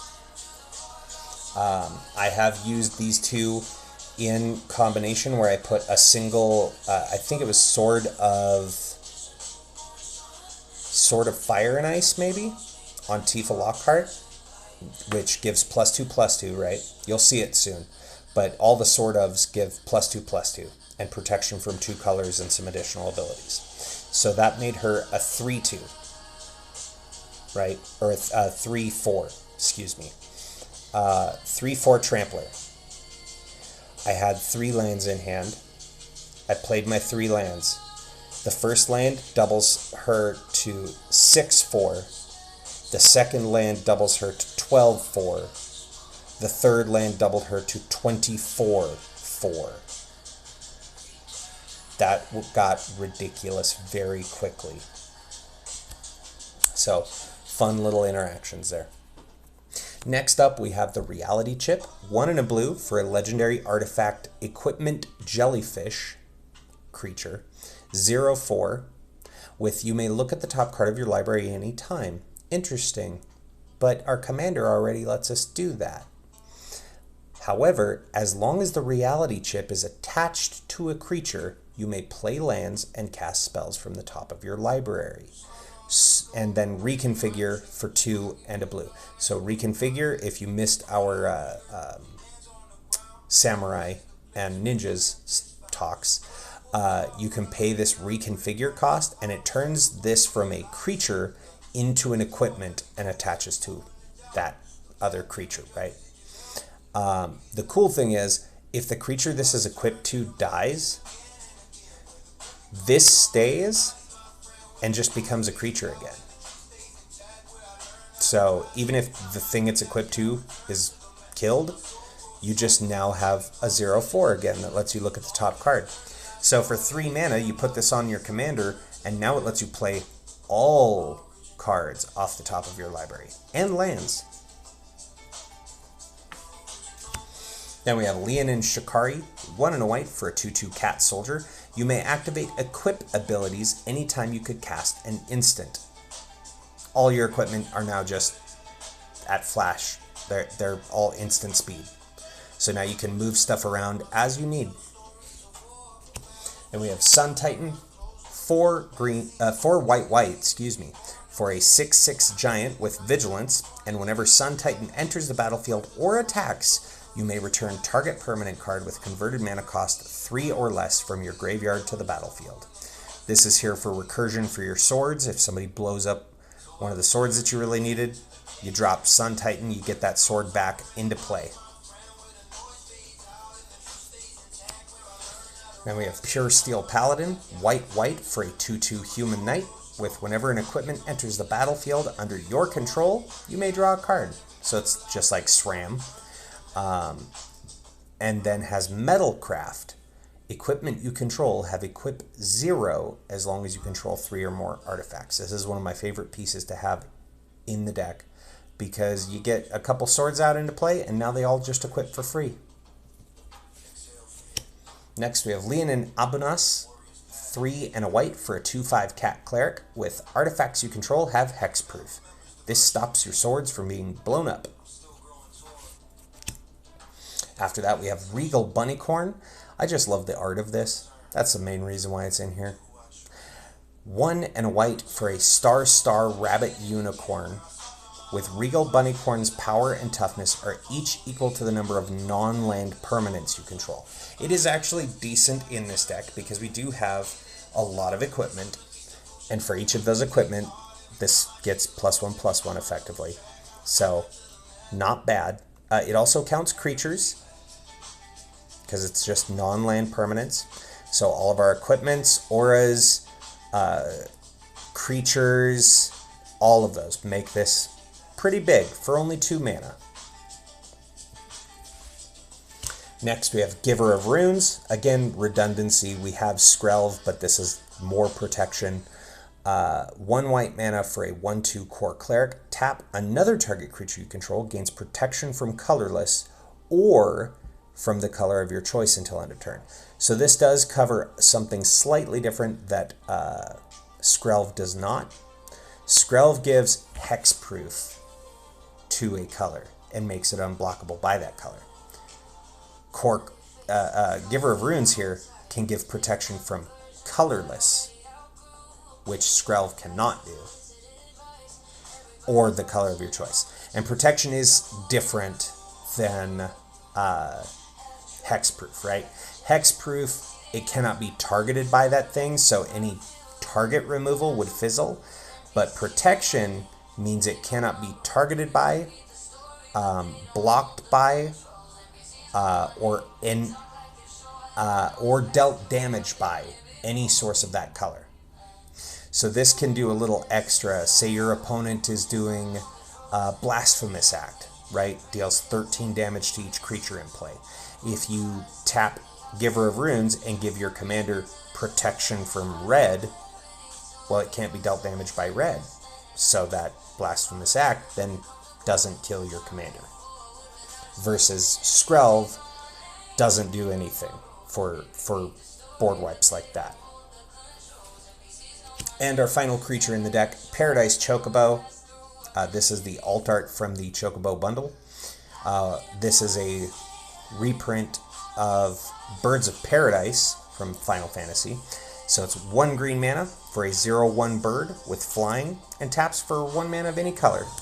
It's just a good little mana dork that also doesn't mind having a sword or two thrown on it if you just need to get some combat damage in.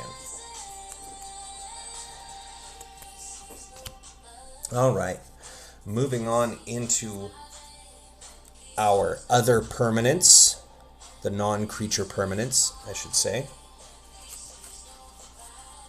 So up first, we have Tamiyo, Collector of Tales. 2 green-blue for a legendary planeswalker. Tamiyo enters with 5 loyalty, has a static ability of spells and abilities your opponents control can't cause you to discard or sacrifice permanents. For +1 loyalty, choose a non-land card name, then reveal the top 4 cards of your library.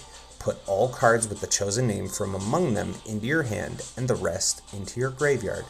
And for -3 loyalty, return target card from your graveyard to your hand. So when you have a commander that lets you look at the top card of your library, this is very fun to be able to put that thing in your hand. So I've run into instances before where the commander bricks, we don't have an equipment on the top, we have an enchantment, right? You plus Tamiyo, you name the enchantment that's on the top of your deck, you get to put it in your hand. The other 3 go into your graveyard, but that's okay, because Tamiyo could always just return one of the things that ends up going into your graveyard on a later turn. Next we have Nissa, Ascended Animist. 3 green-green, Phyrexian green. So whopping 7 mana, caveat. For a legendary planeswalker, Nissa, with 7 loyalty, enters with 7 loyalty. This is the oil slick foil version of Nissa. So this planeswalker has completed as the keyword, which is the Phyrexian green mana, the 2 pips there, you can either pay for with green mana or pay 2 life for each of them. But for each Phyrexian green you pay with life, it enters with 2 fewer loyalty, right? So you could pay 5 mana and it enters with 3 loyalty. If you pay 6 mana, it's 5 loyalty. If you pay the full 7 in mana, it gets the 7 loyalty. But for its activated abilities, we have +1 loyalty, create an XX green Phyrexian horror creature token, where X is Nissa Ascended Animist loyalty. Now, mind you, you put that 1 loyalty on it first, so you would make an 8/8 Phyrexian horror, right? For -1 loyalty, destroy target artifact or enchantment. And for -7 loyalty, until end of turn, creatures you control get +1/+1 for each forest you control and gain trample. So if you pay the full 7 mana, you can immediately proc her ultimate and give all of your creatures, if you have 7 forests in play, then you would get +7/+7 and trample on all your creatures. Then we have Jace Reawakened, blue for a legendary Planeswalker Jace, enters with 3 loyalty, and has you can't cast this spell during your first, second, or third turns of the game. So, can't cast them early, but not typically the kind of card that you want to see early. For +1 loyalty, you can draw a card, then discard a card. Again, helps you set up the top of your deck to be able to cast off of the top. For +1 loyalty, we have a second plus ability. You may exile a non-land card with mana value 3 or less from your hand. If you do, it becomes plotted. So plot is you exile, it goes into exile, right? And then on a later turn, you can play that card for free. So this is for those moments where, like, oh, I have a sword in my hand, because all the swords are 3 mana. I have a sword in my hand, but I don't need it right now. I'd prefer to play it later. So I'm going to use this to plot that card. Now, it is exiled face up, so your opponents do know what it is, but you get to cast it for free on the next turn, which means you could then potentially use your mana to equip that card. And then for -6 loyalty, until end of turn, whenever you cast a spell, copy it. You may choose new targets for the copy. Now, I'm not entirely sure of the interaction because I haven't gotten it to work. But with Galea, it says when you cast an equipment spell this way, it gains, when this equipment enters the battlefield, attach it to target creature you control. Right? If you are casting from the top of your library and making a copy of that card, because the card itself gains the attach it to creature you control, the 6th Doctor and Jace Reawakens ability there should, again, I have yet to accomplish that feat, but should give those copies the when it enters attach it to target creature. So, just something to bear in note. But I am not a Magic judge.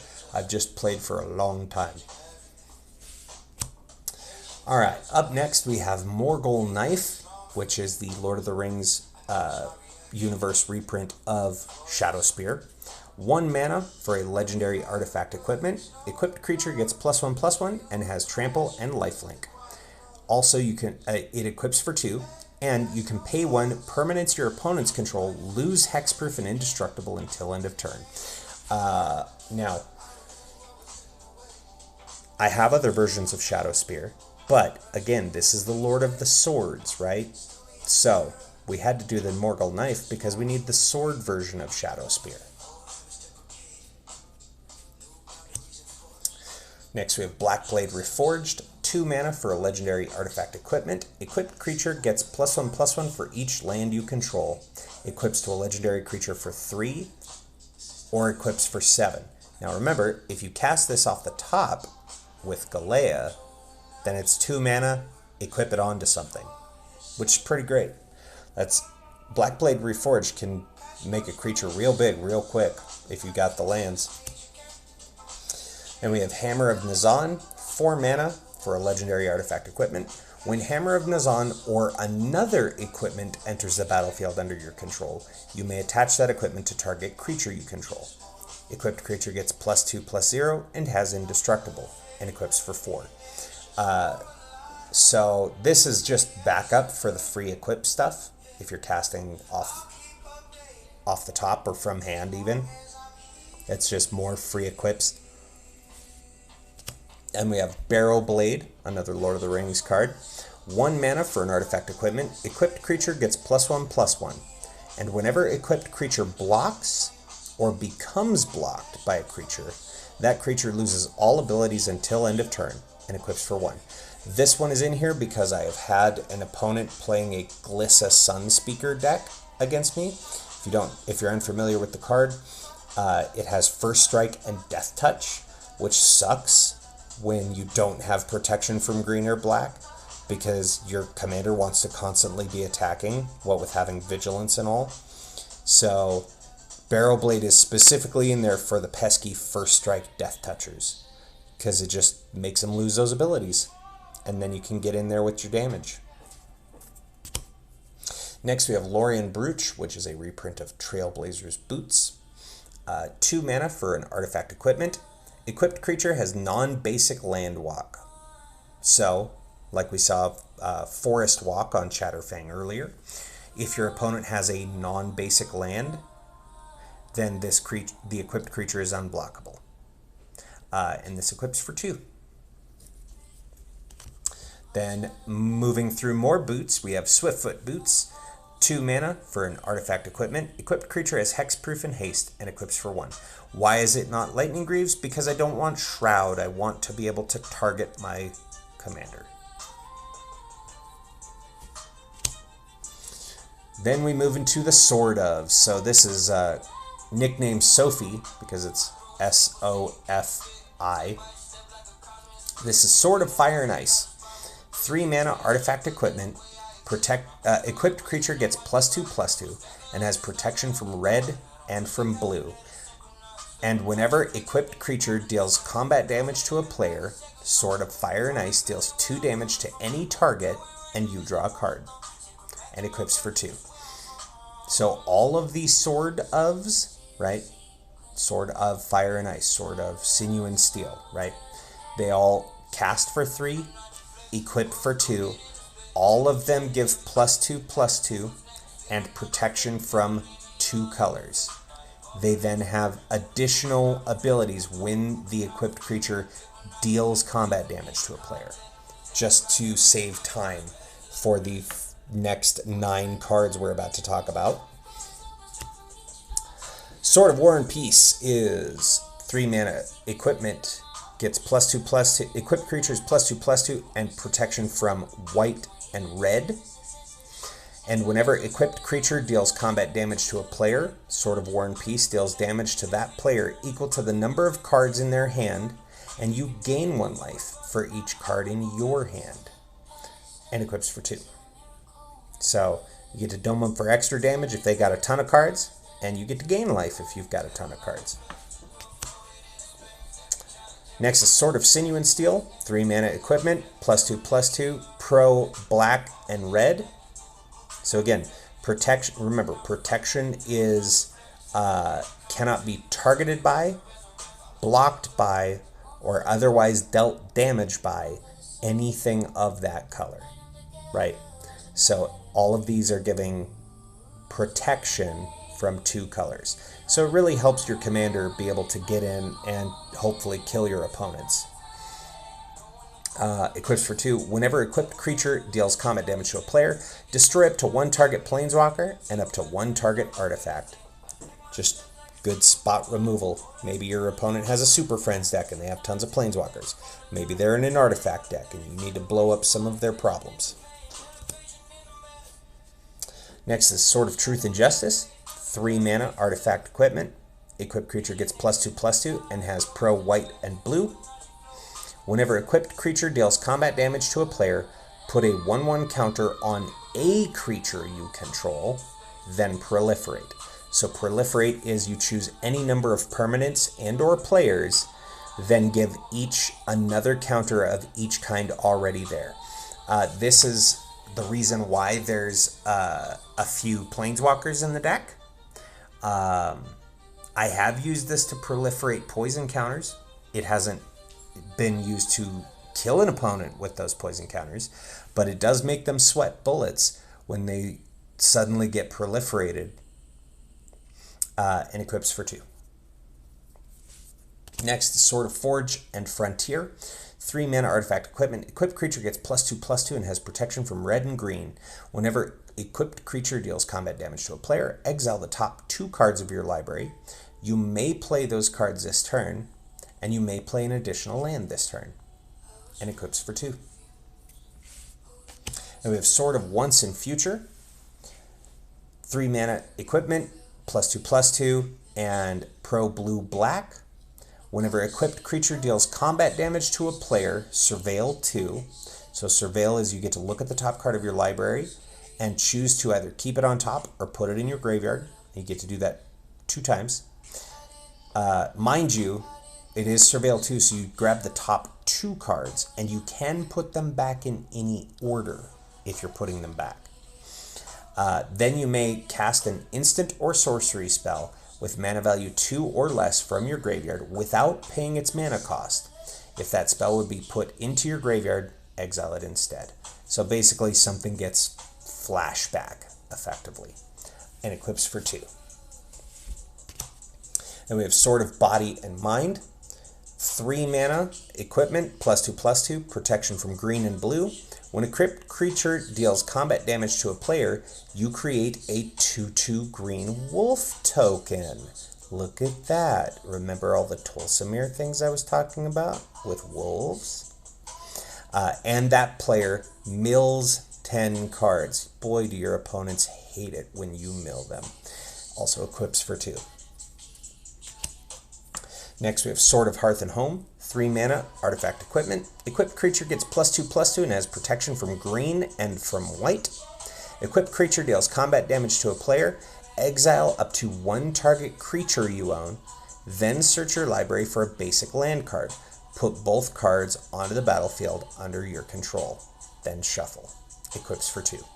So you get to blink something, right? Blink one of your creatures, and you get land ramp. Both of them entering, right? This supersedes your 1 land per turn, so I use this to also buff up a Tifa that didn't have any swords and get to double her power again. It was a lot of fun. Next, Sword of Feast and Famine. 3 mana for artifact equipment. Equipped creature gets +2/+2 and has protection from black and from green. Whenever equipped creature deals combat damage to a player, that player discards a card, and you untap all lands you control, and equips for 2. Very fun card to be able to, float some mana if you need to, and use it to cast some instants. Next is Sword of Light and Shadow. 3 mana equipment, +2/+2, pro white and black. Whenever equipped creature deals combat damage to a player, you gain 3 life, and you may return up to 1 target creature card from your graveyard to your hand, and equips for 2. So you get some life gain and some graveyard recursion. And then that was it for our Sword ofs. Now moving into our mana rocks, we have Soul Ring. 1 mana, artifact, taps for 2 colorless. This is the Pride Across the Multiverse one. One of my favorite Soul Ring arts of all time. You can see it's got, it's not coming across super great, but you can see there's like the, there's a non-binary symbol in there. There's a bunch of different pride flags, the trans flag, the gay flag, tons of different pride flags, all in the irises of the eyes floating in that ring. Just absolutely adore this art.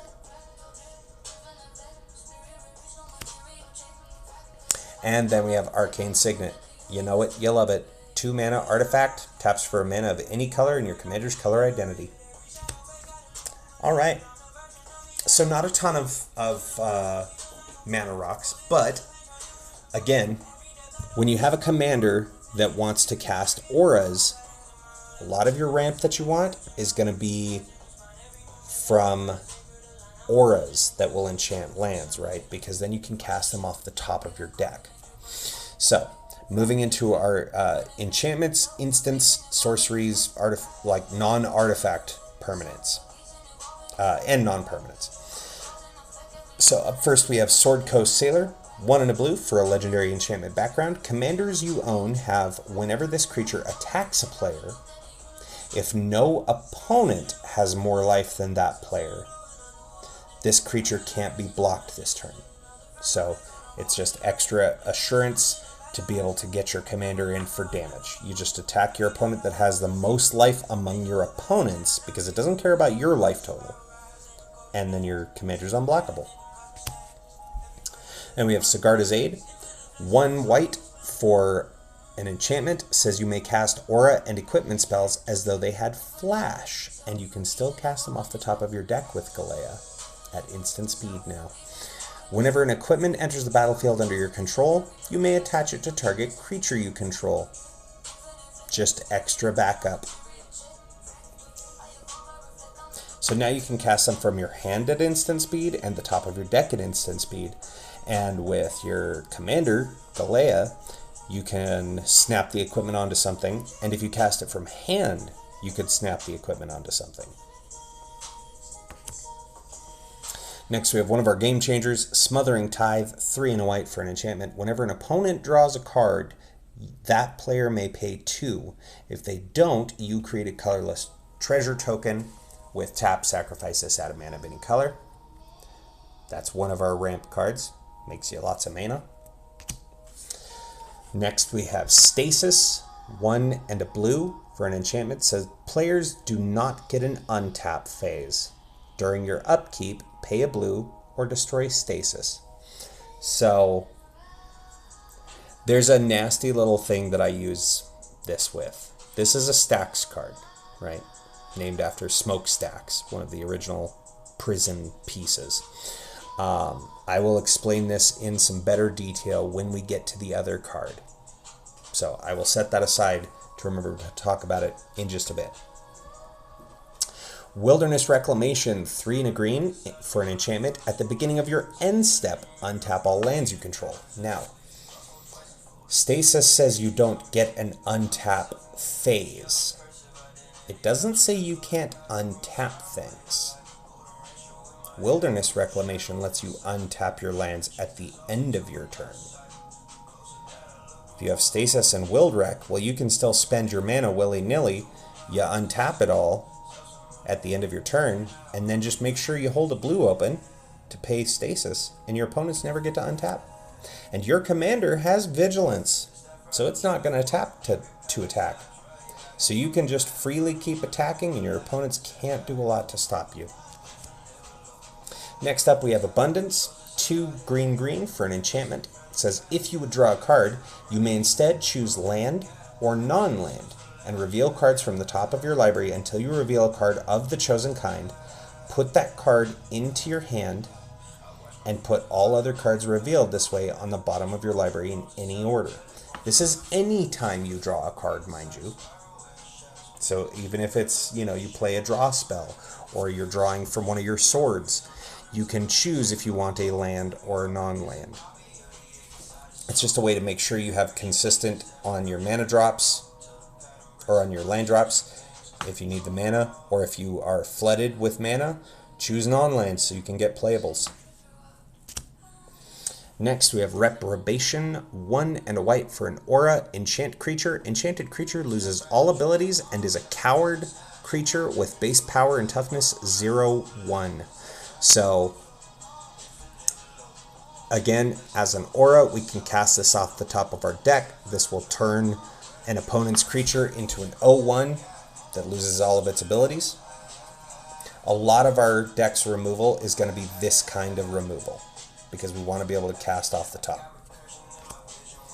Next we have Sugarcoat, 2 and a blue, enchantment aura. With flash, enchant creature or food. Enchanted permanent is a colorless food artifact with pay 2, tap, sacrifice this artifact, you gain 3 life, and loses all other card types and abilities. I apparently missed this one when it came out in Eldraine originally, I think. It's since it was printed in one of the Bloomborough decks. Or what? Maybe it was the main set. I don't fully remember. But that's a good removal for 3 mana. Just turns something into a food. Next we have Imprisoned in the Moon, 2 and a blue. Enchantment aura. Enchant creature, land, or planeswalker. Enchanted permanent is a colorless land with tap, add a colorless, and loses all other card types and abilities. Like I said, this deck has... That's our kind of removal in this deck. Aside from this, the only removal that this deck packs is player removal. Next, we have Utopia Sprawl, 1 green for an enchantment aura. Enchant Forest. As Utopia Sprawl enters the battlefield, choose a color. Whenever Enchanted Forest is tapped for mana, its controller adds an additional 1 mana of the chosen color. So if you put this on a basic forest and say white, now when you tap that forest, you get a green and a white. Next we have Wild Growth, 1 green, enchant land. Wild Growth adds green to your mana pool each time target land is tapped for mana. It's basically saying the same thing as Utopia Sprawl, but instead it only adds a green. So this you would want to put on a plains or a island, something like that, so that it would tap for its color and a green as well. And we have Abundant Growth, 1 green mana, enchantment aura, enchant land. When Abundant Growth enters the battlefield, draw a card. An enchanted land has tap, add 1 mana of any color. So this one, it's not going to add an additional mana, but it draws you a card, so it's a cantrip, right? Cantrip is whenever you play a card, it draws a card to replace itself in your hand. And then it turns that land basically into a command tower for you, because now that land can tap for any of your colors. Next, we have another removal. Kenrith's Transformation, 1 and a green, enchantment aura. Enchant creature, when Kenrith's Transformation enters the battlefield, draw a card, so cantrip. An enchanted creature loses all abilities and is a green elk creature with base power and toughness, 3/3. Good removal when your commander's a 4/4, because then you can swing in and, I mean, they can block. It'll just die to your commander, even without any equipment on it. No matter how big the thing is, it becomes a 3/3. Unless it has 1/1 counters, I guess. Next we have Brainstorm, 1 blue mana, instant, draw 3 cards and put 2 cards from your hand on top of your library in any order. If it wasn't clear, it doesn't have to be the 2 of the 3 cards you drew, right? And we get to put back any 2 cards. So what you want to do ideally is, if you have some swords in your hand or you have an aura in your hand, you want to put that one back on top of your library. And since it's an instant, you can do this at the end of your opponent's turn, just before it would move to another opponent or what have you. Or maybe you need to remove something of theirs. You do this, you manipulate the top of your deck, you cast one of your removal auras off the top, and there you go. Next we have Enlightened Tutor, another game changer. 1 white mana for an instant, search your library for an artifact or enchantment card, reveal it, then shuffle and put that card on top. But then we can cast it off the top of our library with Galea. Next we have Time Wipe, 2 white, blue. For sorcery, return a creature you control to its owner's hand, then destroy all creatures. Usually you're returning Galea and then board wiping, so you can then just replay Galea and throw a bunch of swords back on him again. Then we have Open the Armory, another tutor for this deck. 1 and a white for a sorcery. Search your library for an aura or equipment card, reveal it, put it into your hand, then shuffle your library. It's Demonic Tutor in white, but only for auras and equipments, and isn't a game changer. And we have Triumphant Reckoning, 6 white, white, white. For a sorcery, return all artifact, enchantment, and planeswalker cards from your graveyard to the battlefield. It is 9 mana, and it's 3 white. But if I have had an opponent cast a board wipe, killing all my creatures, and then another one did Vandal Blast, destroying all of my equipments, and man, nothing felt more rewarding than being blasted back to the Stone Age and just getting all those artifacts back. Next we have Savor the Moment, 1 blue blue for a sorcery. Take an extra turn after this one, but you skip the untap step of that turn. Hey, what if you got your opponent to 20 commander damage and you just needed one more turn to kill them? Well, here you go. Because our commander doesn't tap, so we just get another turn and we get to send him one more time and maybe take an opponent out. Also, again, Pride Across the Multiverse Secret Lair. This is Ral and Tomic's wedding. Next we have Windfall, 2 and a blue for a sorcery. Each player discards their hand, then draws cards equal to the greatest number of cards a player discarded this way. Just a good way to reload your hand if you need to. And our final spell of the deck, Sylvan Scrying. 1 and a green for a sorcery. Search your library for a land card. Reveal it, put it into your hand, then shuffle your library. Doesn't have to be basic. Could be any land. You get to put it straight into your hand. Pretty good for a ramp. Speaking of lands, we have Dark Depths. Usually a good target for a Sylvan Scrying. Dark Depths is a legendary snow land. Dark Depths enters the battlefield with 10 ice counters on it. You can pay 3 to remove an ice counter from Dark Depths, and when Dark Depths has no ice counters on it, sacrifice it. If you do, create Merit Lodge, a legendary 2020 black avatar creature token with flying and indestructible. Yes, this has the combo in it. We will talk about that in a second. But here's the other land I was going to talk about that combos with Stasis. So this is Buckleberry Ferry, probably better known as Oboro Palace in the Clouds from the original Kamigawa set. This is a legendary land that taps for a blue mana, and you can pay 1 to return Buckleberry Ferry to its owner's hand. So what I've done before is I had Abundance out, I had Stasis, and I have Oboro.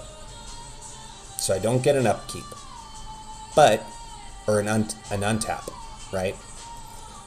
With Abundance, I would name land, so I guarantee that I get a land, hit my land drop, and then pay the 1, use that to pay the 1 to return Oboro back to hand, so that I made sure that I have my island, right? Play it back out, and then now I have a blue untapped to pay for Stasis. And just keep doing that every turn, so nobody ever gets to untap. And I always have a blue source untapped on my upkeep. It is gross. Next we have Iganjo, Seat of the Empire. Legendary land, taps for a white, and has Channel. So again, if you remember from some of our other decks, Channel is you pay the cost and discard the card from your hand to get its effect. So in this case, Channel, 2 and a white, discard Iganjo, Seat of the Empire. It deals 4 damage to target attacking or blocking creature. This ability costs 1 less to activate for each legendary creature you control. So if you have 1 legendary, it's 1 and a white. gets 4 damage to an attacker or blocker. If you have 2 legendaries, it's a single white mana for 4 damage. That's pretty good. Then we have Boseiju, of course. Boseiju, who endures. Legendary land, taps for a green. Channel for 1 and a green. Discard Boseiju, who endures. Destroy target artifact, enchantment, or non-basic land an opponent controls. That player may search their library for a land card with a basic land type. Put it onto the battlefield, then shuffle. This ability costs 1 less for each legendary creature you control. Now, note, because a lot of people miss this, right? It blows up an artifact, enchantment, or non-basic land an opponent controls. They search for a card with a basic land type. The basic land types are forest, swamp, mountain, plains, island, waste.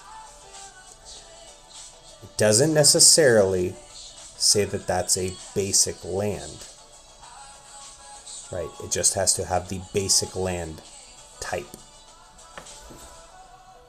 So that kind of gets overlooked a little bit. And just to confirm, I'll read you the ruling on Boseiju, because it should still be on Archidect. So discarding the card is part of the cost to activate the ability. And if a channel ability requires a target, you may not activate it without a target just to discard the card. So worth noting there. Let me double check, because I swear I looked this up the other day and it said that does. I just want to make sure I'm not misleading anybody in the podcast, but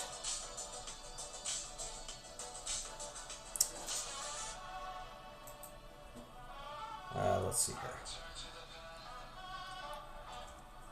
Boseiju, who endures.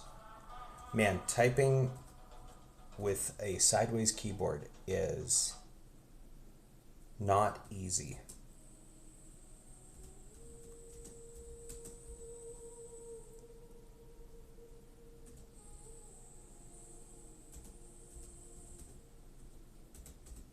There we go. Yes. Okay. So when you use the channel ability, they go get a land with a basic land type. So as long as it has plains, island, swamp, mountain, or forest, they can go get that. I guess I didn't realize that waste does not count. Good to note.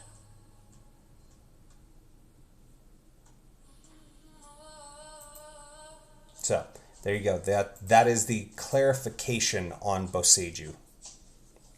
So if you were hoping to blow up their non-basic and force them to get a basic, that's not going to work. But maybe they have Dark Depths and you need it gone. Moving on, we have the Mycosynth Gardens. It's a land sphere. This is one of the rare non-basic lands with a land type, sphere. Taps for colorless. You can pay 1, tap, add a mana of any color so that you can filter mana into this if need be. And pay X, tap. The Mycosynth Garden becomes a copy of target non-token artifact you control with mana value X. Do you need an extra copy of your Sword of Fire and Ice? Pay 3 mana, Mycosynth Garden becomes a Sword of Fire and Ice. It doesn't say until end of turn, by the way. It just stays a copy of that permanently.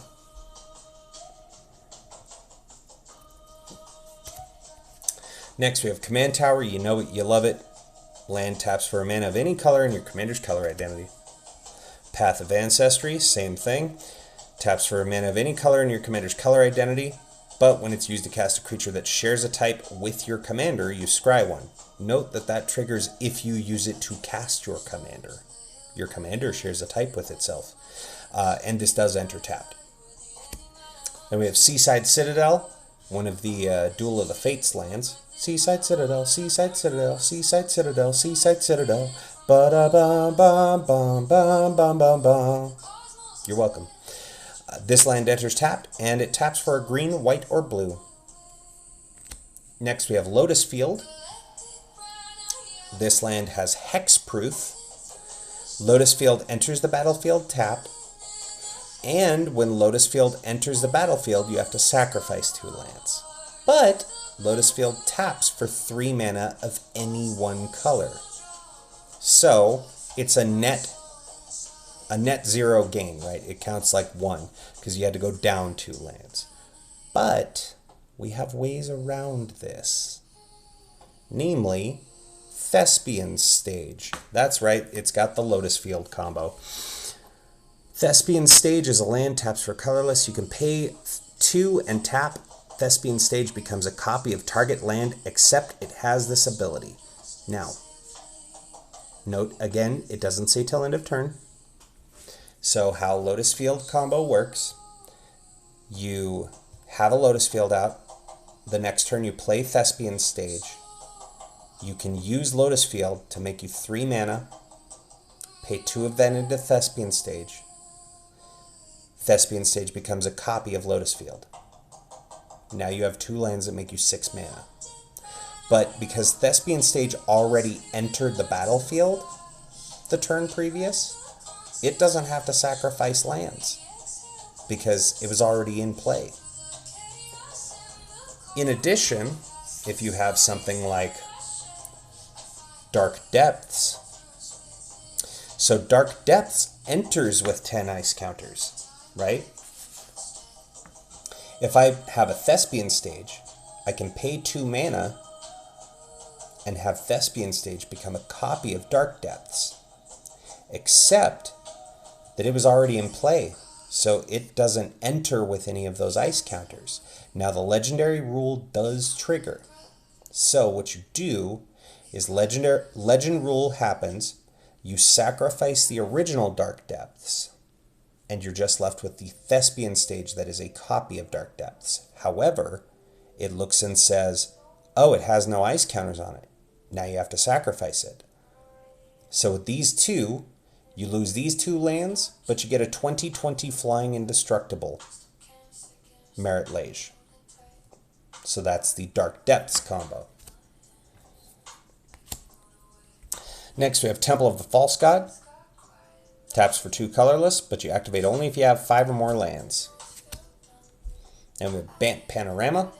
Taps for a colorless, or you can pay 1, tap, and sacrifice Bant Panorama to search your library for a basic forest, plains, or island card.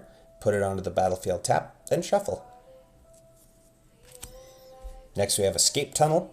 Sacrifice Escape Tunnel, search your library for a basic land card, put it onto the battlefield tap, then shuffle. Or you can tap and sacrifice Escape Tunnel. Target creature with power 2 or less can't be blocked this turn. The reason why this is here, yes, it's redundancy for Evolving Wilds, which is next.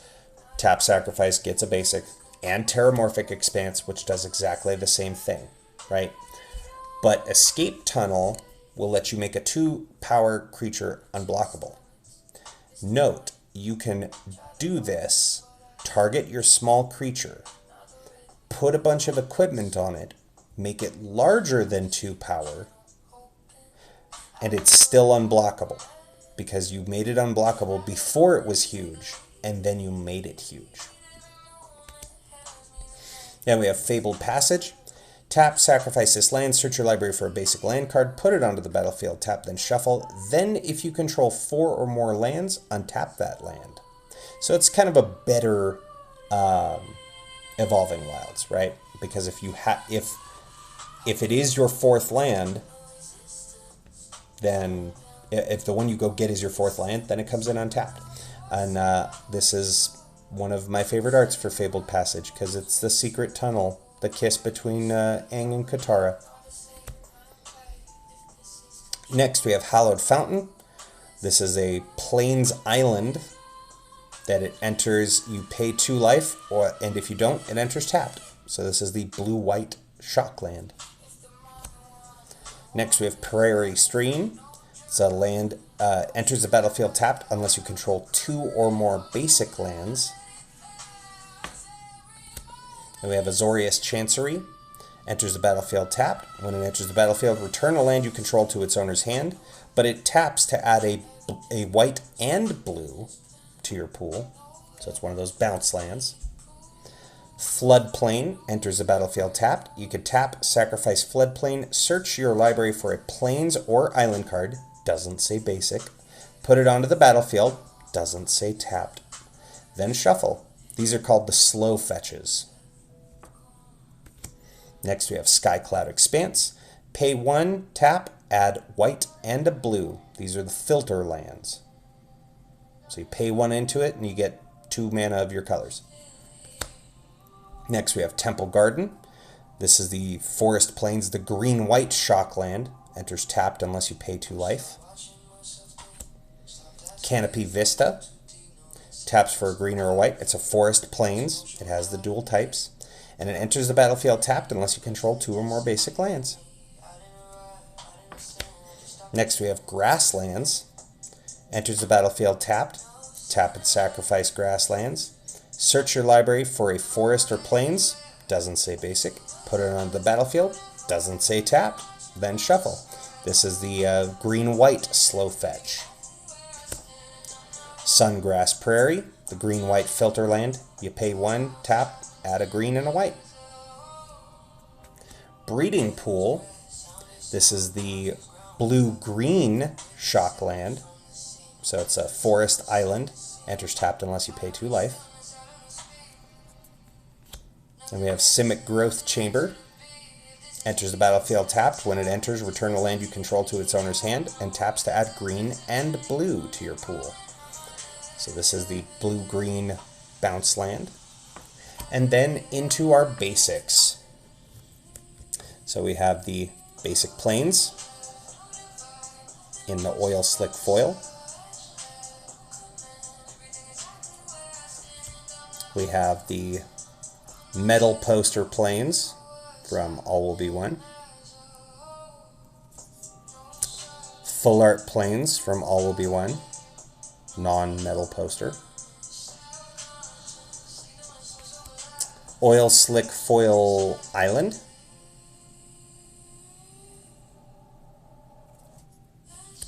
Metal poster foil island from All Will Be One. Non-metal poster full art island from All Will Be One. Oil slick foil forest. Metal poster full art forest from All Will Be One. And the very last card of the deck, the non-metal poster full art forest from All Will Be One. So only 9 basics in this deck. But that's more than enough. There is quite a few lands. Actually, in specific, there are 36 lands in this deck. And it's only 3 colors. And with how many ways we have to cast things off the top and the low mana curve of this deck, there's a lot of land. That's why we have so many ways to get around lands like Abundance.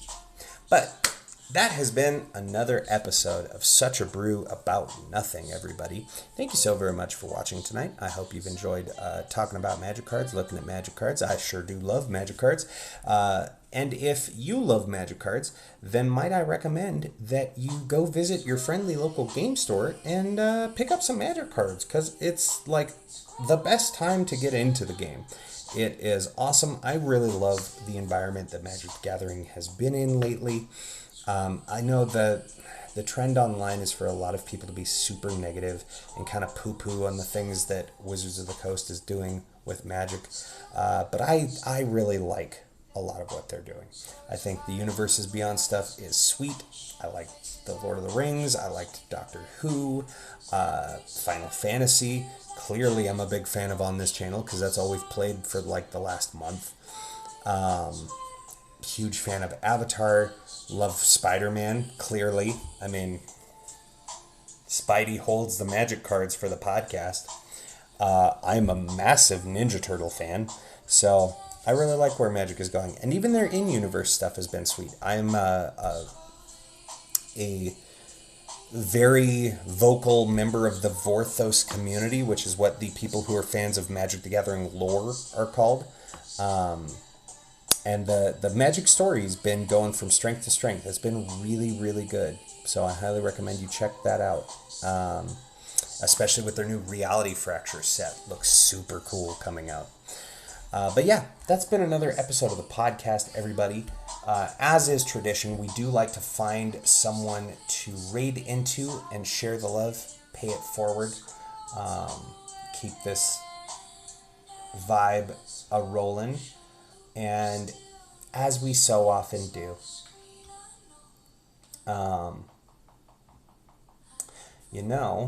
actually, we haven't rated him in a hot second. Let's actually shout out to Team Evil 1991. Let me type him up a shout out here, because we normally do raid into our guru, JR, friend of the channel and a longtime regular here. But we very rarely are online at the same time that another friend is on, and that is Jaquette. He is also streaming right now, and it has been a hot minute since I've been able to catch a Jaquette stream. So we're actually going to go share the love with Jaquette. Let's get that set up here. So you're going to see some messages popping up in chat, friends, both the raid and sub-raid messages.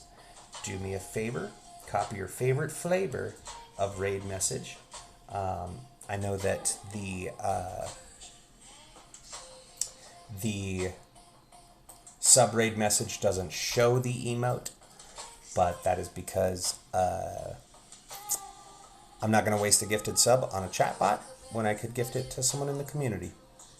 So let's go raid Jaquette. He is playing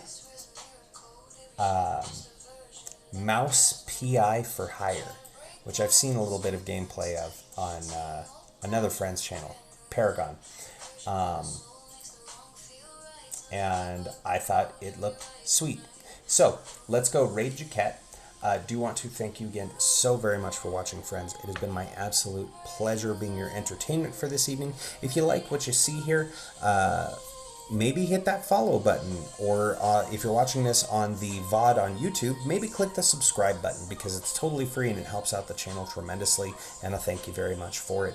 And then you get to continue to see more of this great content that fills the space in your life, you know? In addition, we will be back on Tuesday with more Final Fantasy V. We have 2 more parts left. Tuesday and Thursday we'll be doing Final Fantasy V, and then Saturday we'll be playing the brand new Lego Batman Legacy of the Dark Knight. Very excited for that one. It looks very cool. But that's been another episode of Such a Brew About Nothing, friends. We will be back again in a couple weeks. The first we usually tend to do the first and third Sunday of the month. So look forward to the first Sunday in June, where we will talk about more Magic cards then. But until that time, friends, I've been Triune. You've been amazing. Take care of yourselves and each other. And I hope you have a lovely evening. Get your bags packed. Grab your tickets, because it's time. Let's raid!